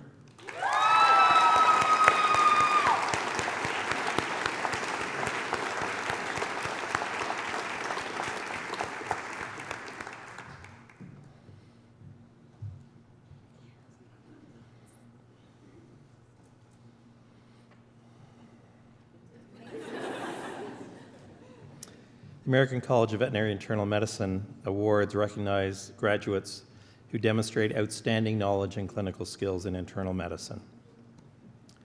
Dr. Arroyo presents the American College of Veterinary Internal Medicine Certificates of Clinical Excellence to Dr. Allison Collier, Dr. Stephanie Lovell, and Dr. Rose Rumney.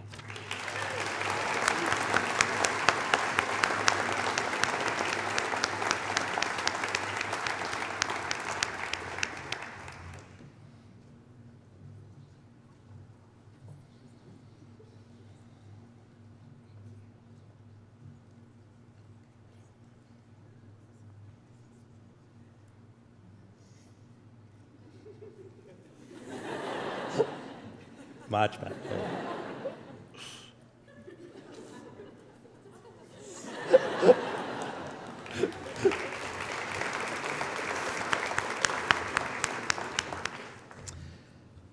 The estate of the late Jean McDougall provides this next award. As determined by the Director of Veterinarians and staff of the Hills Pet Nutrition Primary Healthcare Center, the recipient will have consistently demonstrated exceptional skills in providing preventive and wellness health care to companion animals and their owners as a team member in the Primary Healthcare Center. Dr. Shannon Gowland presents this award to Dr. Chanel Schwartzendruber.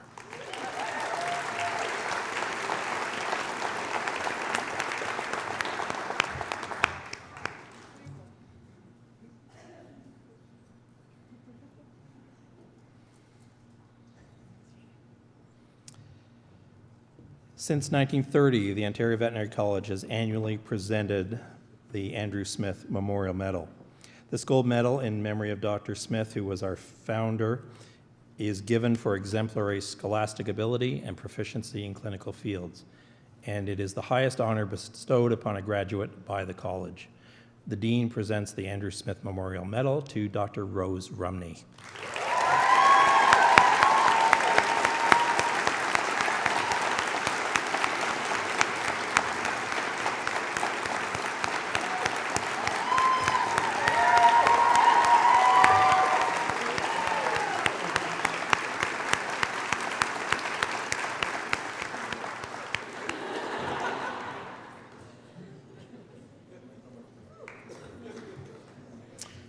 This concludes the awards for our graduating class, and we're pleased now to present awards to recognize members of our staff and faculty. The Ontario Veterinary College Year 68 Award for Teaching Excellence is determined by a vote of the graduating class and is given for excellence in clinical teaching. It is presented to a faculty member recognized as being exemplary in their teaching and in supporting and caring for students over their 4 years at OVC. Dr. John Hummel from the class of 1968 and Dr. Wichtel present the award to this year's recipient, Dr. Chantal Pinard, Clinical Studies.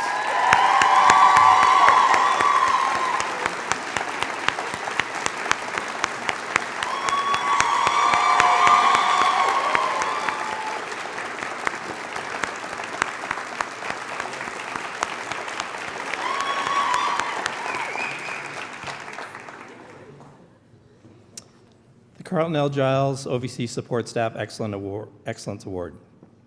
All support staff members in OVC are eligible for this award, and the person selected to receive it must exemplify the characteristics of Dr. Giles, a university professor emeritus, from the Department of Pathobiology. And those characteristics, as many of us well know, include being an exemplary role model, creating a positive effect on those around them, being thoughtful and compassionate, having a willingness to accept responsibility that goes beyond their job function, and striving always for high quality, and being optimistic.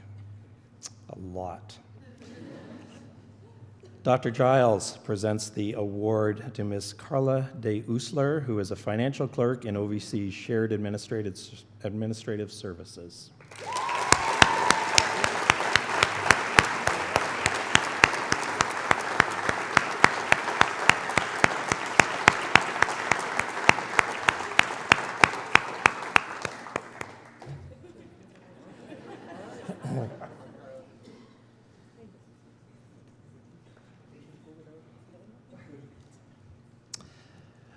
I should say Carl is an excellent example of the many, many staff members who keep the college running behind the scenes that often are not acknowledged as they should be. So congratulations, Carla.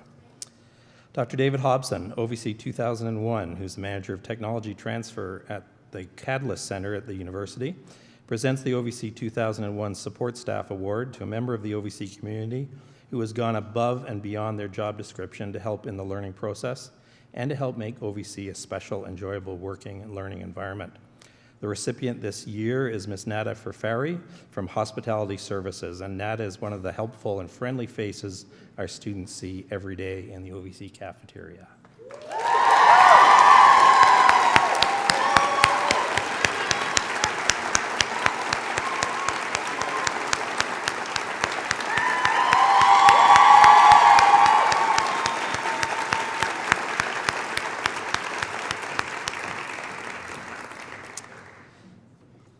The Mariel Award for Excellence in Clinical Teaching is presented to a veterinarian who's taught students in clinical rotations in the final year of the DVM program and is presented based on the results of a class vote at the end of the year. The criteria are teaching ability, dedication to the discipline, character, and leadership. Dr. Jeff Wichtel and Dr. Fran Rotundo present this award to Dr. Shannon Gowland, primary care veterinarian in the OVC Smith Lane Animal Hospital.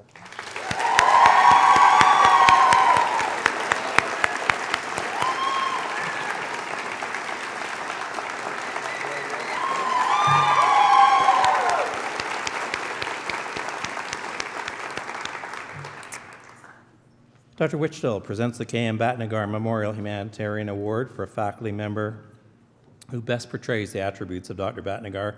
He was a faculty member in biomedical sciences from 1968 to 1989. The recipient is chosen by the third-year class, and they should be active in University of Guelph affairs, involved with students as both friend and supporter, and express a genuine concern toward their well-being. And this year's Phase 3 students have chosen Dr. Amit Singh from the Department of Clinical Studies.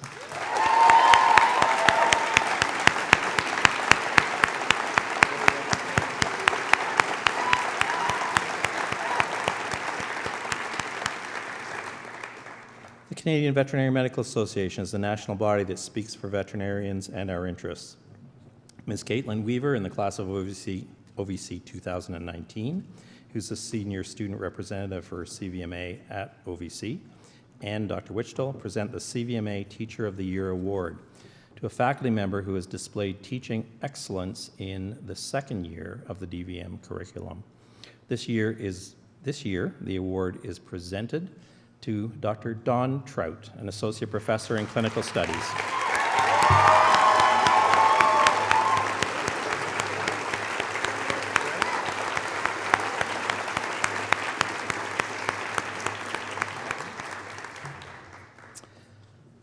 Dr. Wichtel also presents the Zoetis Faculty Award for Research Excellence, created to foster innovative research on which the scientific advancement of the profession depends, and it recognizes outstanding research effort and productivity. It is given to a member of the faculty who is being nominated by his or her peers as an outstanding researcher. This year, the award is presented to Dr. Patrick Borland, an associate professor in pathobiology.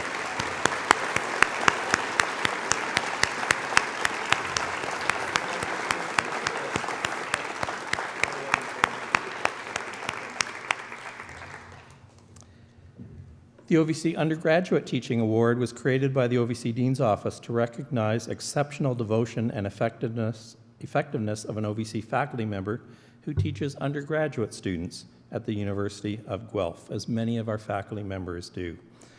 Dr. Wichtel presents the award to Dr. Matt Vicarius, Associate Professor, Biomedical Sciences.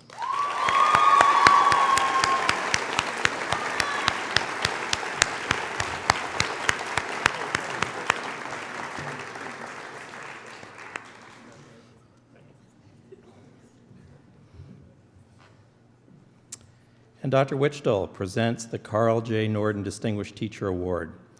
This award recognizes an outstanding teacher within the DVM program who, through their ability, dedication, and leadership, contributes significantly to the advancement of the profession. The profession.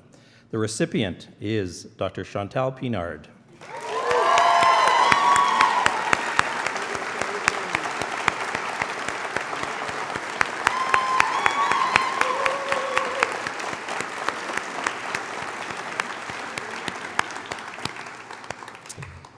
Please join me once more in congratulating all of these outstanding people.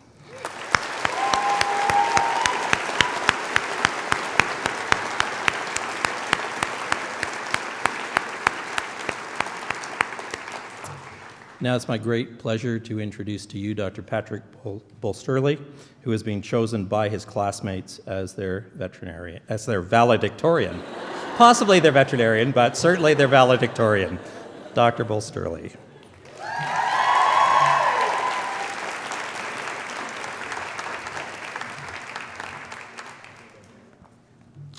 Hello and welcome OVC staff, faculty, family, friends, and to OVC's newest graduates, the Violet Komodos. Take them over. We are so pleased that you could join us to celebrate as we officially transition from students to veterinarians. I just want to take a moment to say thank you to my classmates for the privilege of speaking to you on this special day. In a class filled with so many outstanding people whom I so deeply respect and admire, it is a true honor to have been chosen to stand before you. Thanks are also due to the many people who have supported us throughout our lives to help us to get to this point. To our families, friends, significant others, and mentors, you've been on this ride with us for far longer than the years we've been in the program. Ever since that first moment when we decided to pursue this career path, you were there for us, pushing us to do our best, celebrating our successes, and comforting us when things didn't go according to plan. You waited nervously with us as we frantically checked our emails hoping for good news, and you were the first people we called when we were finally accepted to OVC. During our time here, your support has meant the world to us. All of the phone calls and Facebook posts, be they from our own moms or Andre's, help to keep us focused. Help to keep us focused to achieve our goals. You are so very much a part of the reason we are here today. It should be us buying you dinner tonight, but we just finished school, so this one's still on you. To the incredible staff of OVC, thank you for your patience, your advice, and your commitment to helping us achieve our highest potential. Our gratitude may not have been so evident following a Monday morning test or in the late hours of on-call, but please know that we are so grateful to have had the opportunity to learn alongside the most brilliant minds our profession has to offer. So to every professor, clinician, technician, resident, intern, support staff, on behalf of the class of 2017, thank you so very much.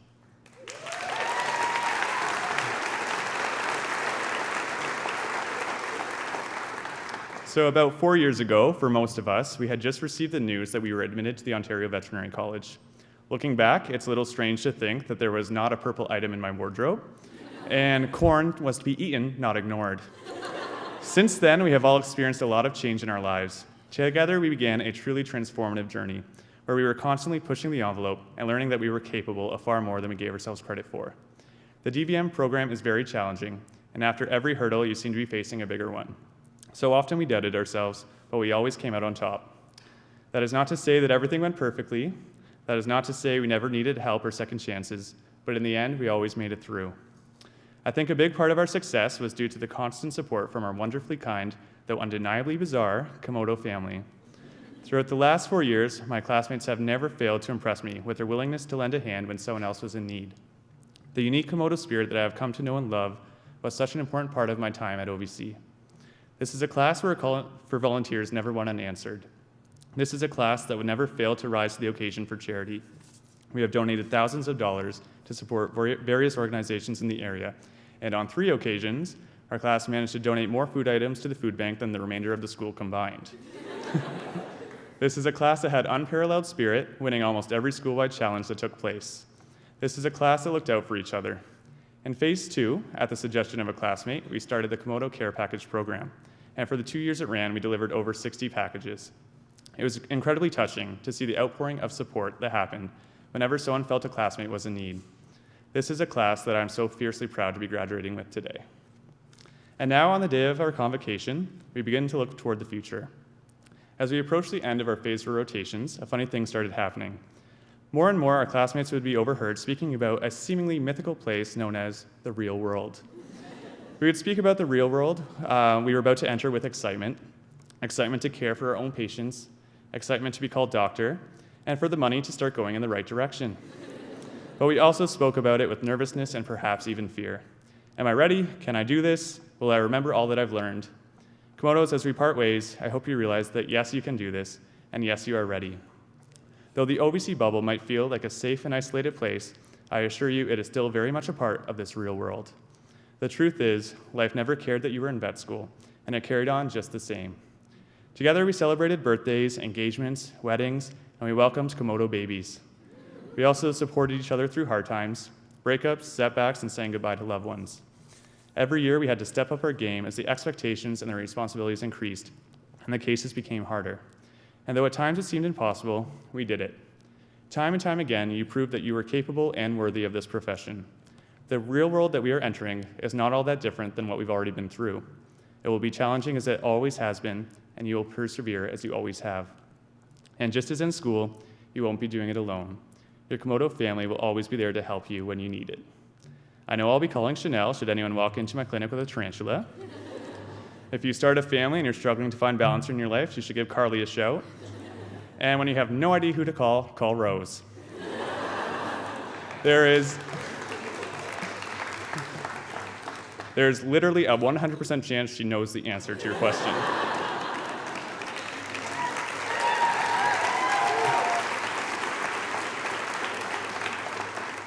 Komodos, you all have something to contribute to this profession.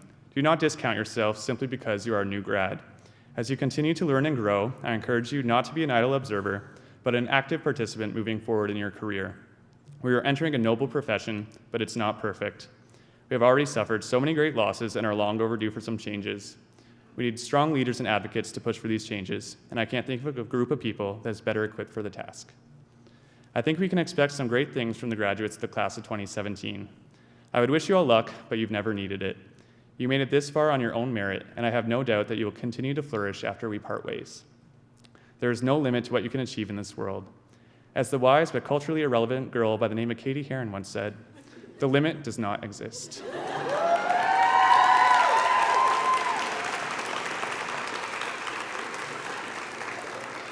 Thank you all for being such a wonderful part of my time here at OVC. I hope you look back fondly on the time we spent together. I hope your Wednesdays are filled with thoughts of purple. I hope that corn always brings a smile to your face. Thank you for the cherished memories and valued friendships. The Komodos will always have a special place in my heart, and I will miss you all so very dearly. Now go show the world what you're made of. Thank you.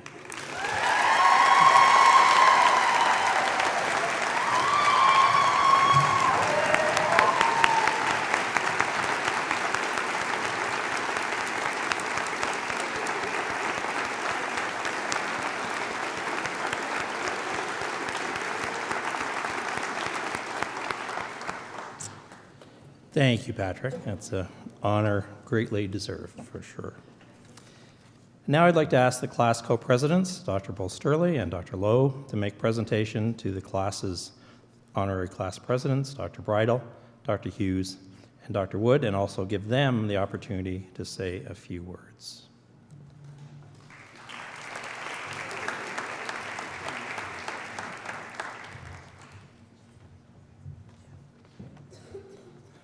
Good evening, everyone. I'm Jared Lowe. I'm the second, actually probably closer to the third class president. Today I get the honor, along with Patrick, to present parting gifts to our honorary class presidents. So every year from first to third year, we got to pick, the class got to vote on who we thought kind of truly embodied our values. And I went above and beyond to make sure that we understood the material that they taught us. And our first year honorary class president was Dr. Byram Bridle.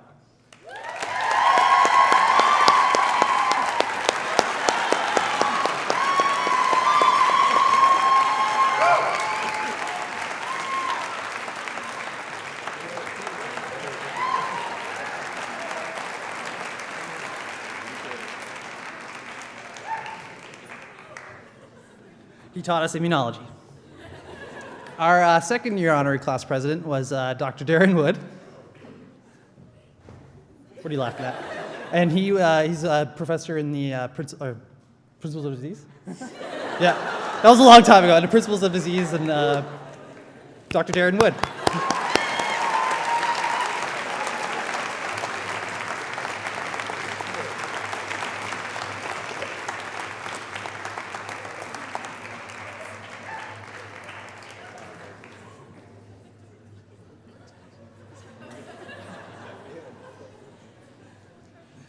And last but not least, we have Dr. Julia Hughes. She, as mentioned before, she was one of the technically support staff when we were taking junior surgery, and she was a really great help. So, Dr. Julia Hughes.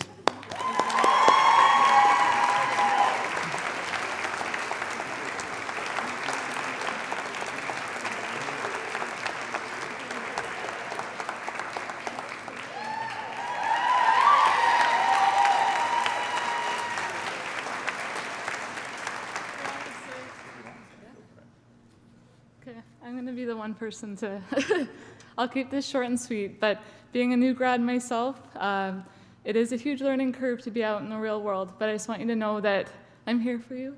I'm not very tech savvy, so maybe call me instead of email me.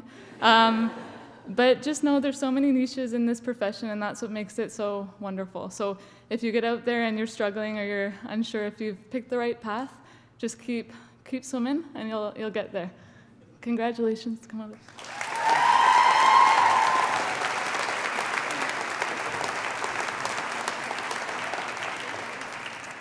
I just wanted to say a quick congratulations to you guys as well. This is a big day. Make sure you go and celebrate. Okay. Corn roast. Congratulations. Komodos, I want to thank you very much for this honor. So I taught this class immunology, which is not a subject that most students love very much. And they were a great class. I also had the opportunity to play hockey with a lot of the members of this class as well, which was great. But that was for the past 4 years. So I want to say congratulations to the class, and I want to say congratulations to the parents and all the hard work you put in behind the scenes. And I have to say I'm not very good at fashion, so I do appreciate the fact that you guys have solved one of my colors to wear one day a week. And I'll so I'll keep wearing purple on Wednesdays in honor of this class. Thank you.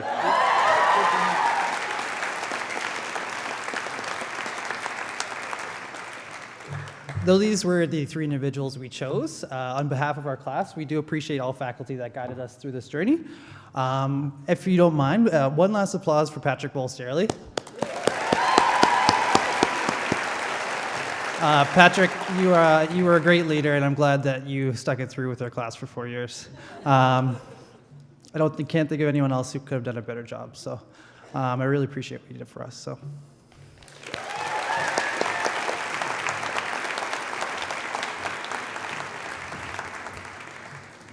Thank you.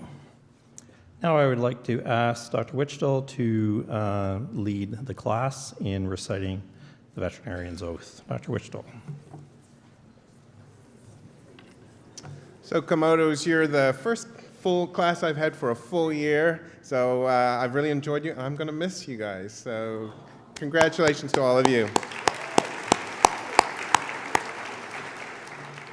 So there's a lot of joy and tears and laughter during Convocation Week, maybe some headaches too, I don't know. But there is one solemn thing that we do, and you're going to be joining me here today and thousands of other veterinarians before you, as you go out into the world and enter your profession, you're going to help me recite the veterinarian's oath. And so I ask all of you new graduates to rise and turn to the last page of your program and read along with me. And I will also ask any other veterinarians in the audience, should they wish to join us, they're welcome to rise and read the veterinarian's oath along with us. So if you can just read with me as we go, I'll try and keep it at a pace where we can all follow. As a member of the veterinary medical profession, I solemnly swear that I will use my scientific knowledge, skills for the benefit of society.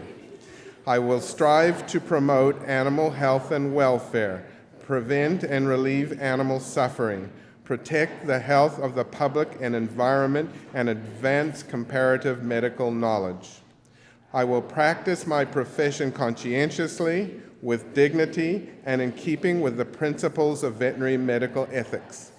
I will strive continuously to improve my professional knowledge and competence and to maintain the highest professional and ethical standards for myself and the profession. Thanks, everyone.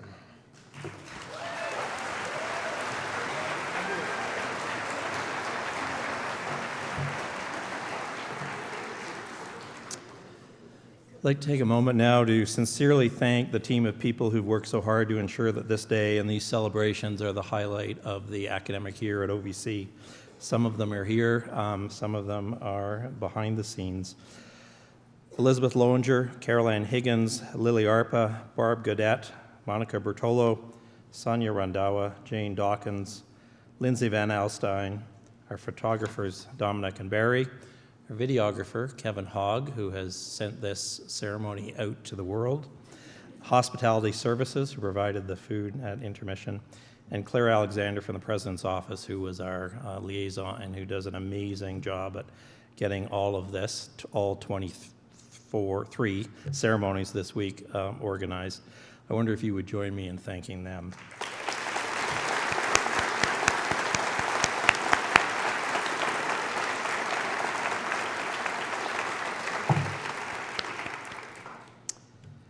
Now, in closing, perhaps I can take a few moments for some personal words. Family members and friends of the Komodos, earlier as your daughters, sons, brothers, sisters, spouses, partners, or friends' name was read aloud by the dean and they were admitted to the degree of Doctor of Veterinary Medicine, I'm sure that many memories flooded back to you of the day that person entered your life through birth or love or friendship. Memories of the ups and downs, laughter and tears, meetings and partings, and hopes and dreams that you have shared with them since then. For some of you, one of those memories will be perhaps the first time you heard your graduate of today say that they wanted to be an animal doctor. Although it is certainly one of the most popular career choices of the elementary school set, in fact, 4 years ago, a full quarter of this class told us that they had decided to be a veterinarian by the age of 5. But these folks in OVC 2017 didn't make it just their daycare career goal, they made it their life goal. And although we all pretty much pass through that stage where animals can be comforting early companions, for some of us that animal attachment sticks more strongly and persistently. Almost everybody loves animals, but far fewer decide that they want to have a career where they also have to get along with them, and more importantly, with the people who accompany them. Perhaps we connect with animals early in life because among the first playthings for babies are animal-shaped toys. And of course, many alphabet books use animal examples to illustrate the letters. Animal idioms enrich our everyday language. Have you ever said or heard someone say, "Mom, that cell phone you're using is a dinosaur"? "I sent the letter by snail mail." "That's a horse of a different color." Or, "Okay, don't have a cow." Perhaps you have chickened out, clammed up, or made a mountain out of a molehill. So when so many people are exposed to animals throughout their lives and don't think about becoming veterinarians, why are you different?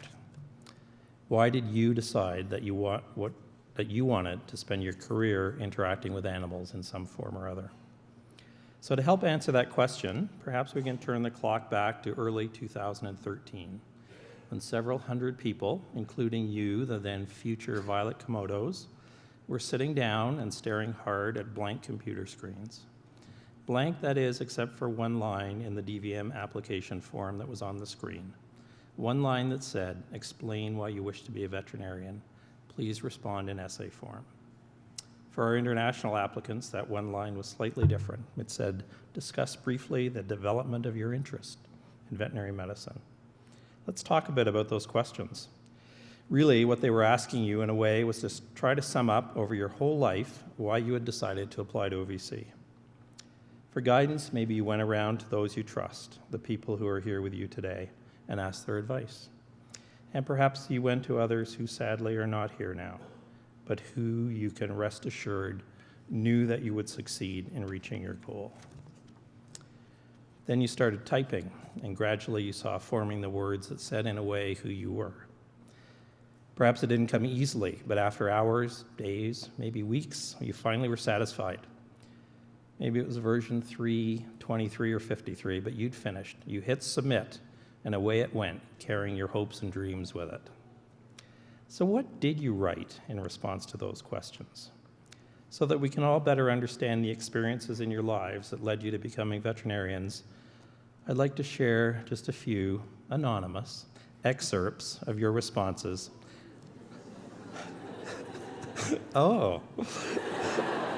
That I reread this week to highlight some common threads that may resonate with many in the audience. I found that you often did indeed mention influential early happenings in your lives, and some of them were quite unexpected. For example, my path to vet school started at the age of 7 when my grade 2 teacher asked us to write a poem on what we wanted to be in the future. I'd never thought of such a question. However, the answer came naturally. I was going to be a veterinarian. So I looked it up. There are only 53 words in the English language that even remotely rhyme with veterinarian, so I'm not sure how that poem actually would have turned out. Some very tolerant pets helped reinforce your career aspirations. I used to place my cat Smokey on the freezer and run diagnostics on him, taking mock x-rays, doing pretend blood work, and fashioning splints out of construction paper. Thank you, Smokey, wherever you are, for your endless patience. You will never know how much you contributed. For many of you, it is clear from what you wrote that those here with you today were, and I know remain, your biggest boosters.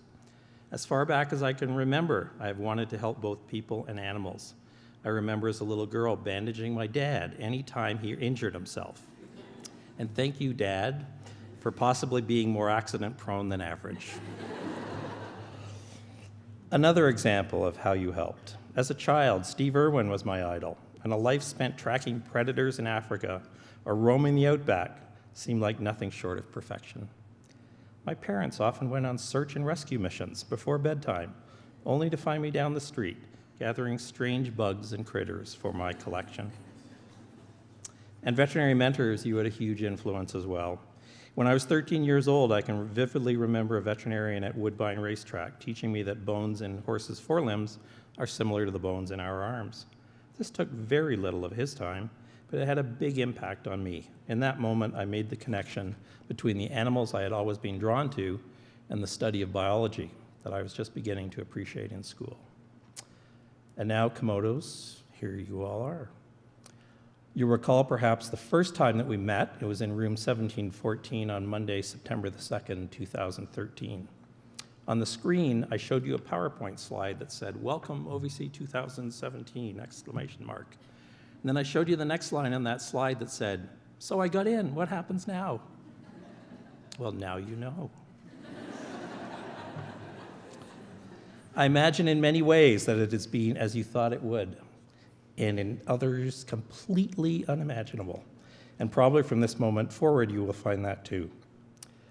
We know that we've readied you to do great things and to do even the small things in a great way. Wherever your path takes you from here, on behalf of all of us at OVC, I wish you every personal and professional success in the years ahead. Please always remember that as you take care of others, be sure that you take care of yourself first. And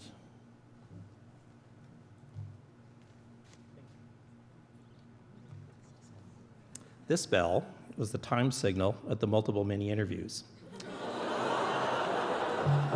And so for many of you, it signaled the beginning of your OVC journey. I will ring it now to both bring our ceremony to a close and to mark the beginning of the next step in your veterinary career. Thank you.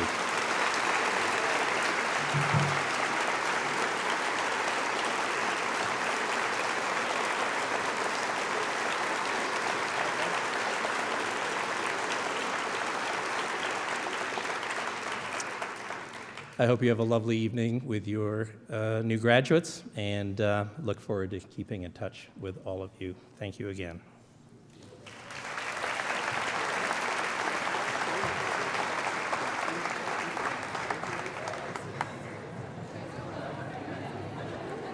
That was really lovely. Thank you. What a nice way to wrap it up. Thanks. Yeah, it's kind of You always come up, bookends. you always come up with something. Something. You always come up with I something. know what I taught myself with. It's the same.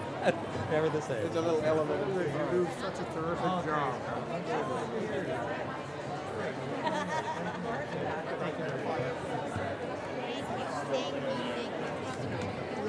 Oh, thank you, Larry.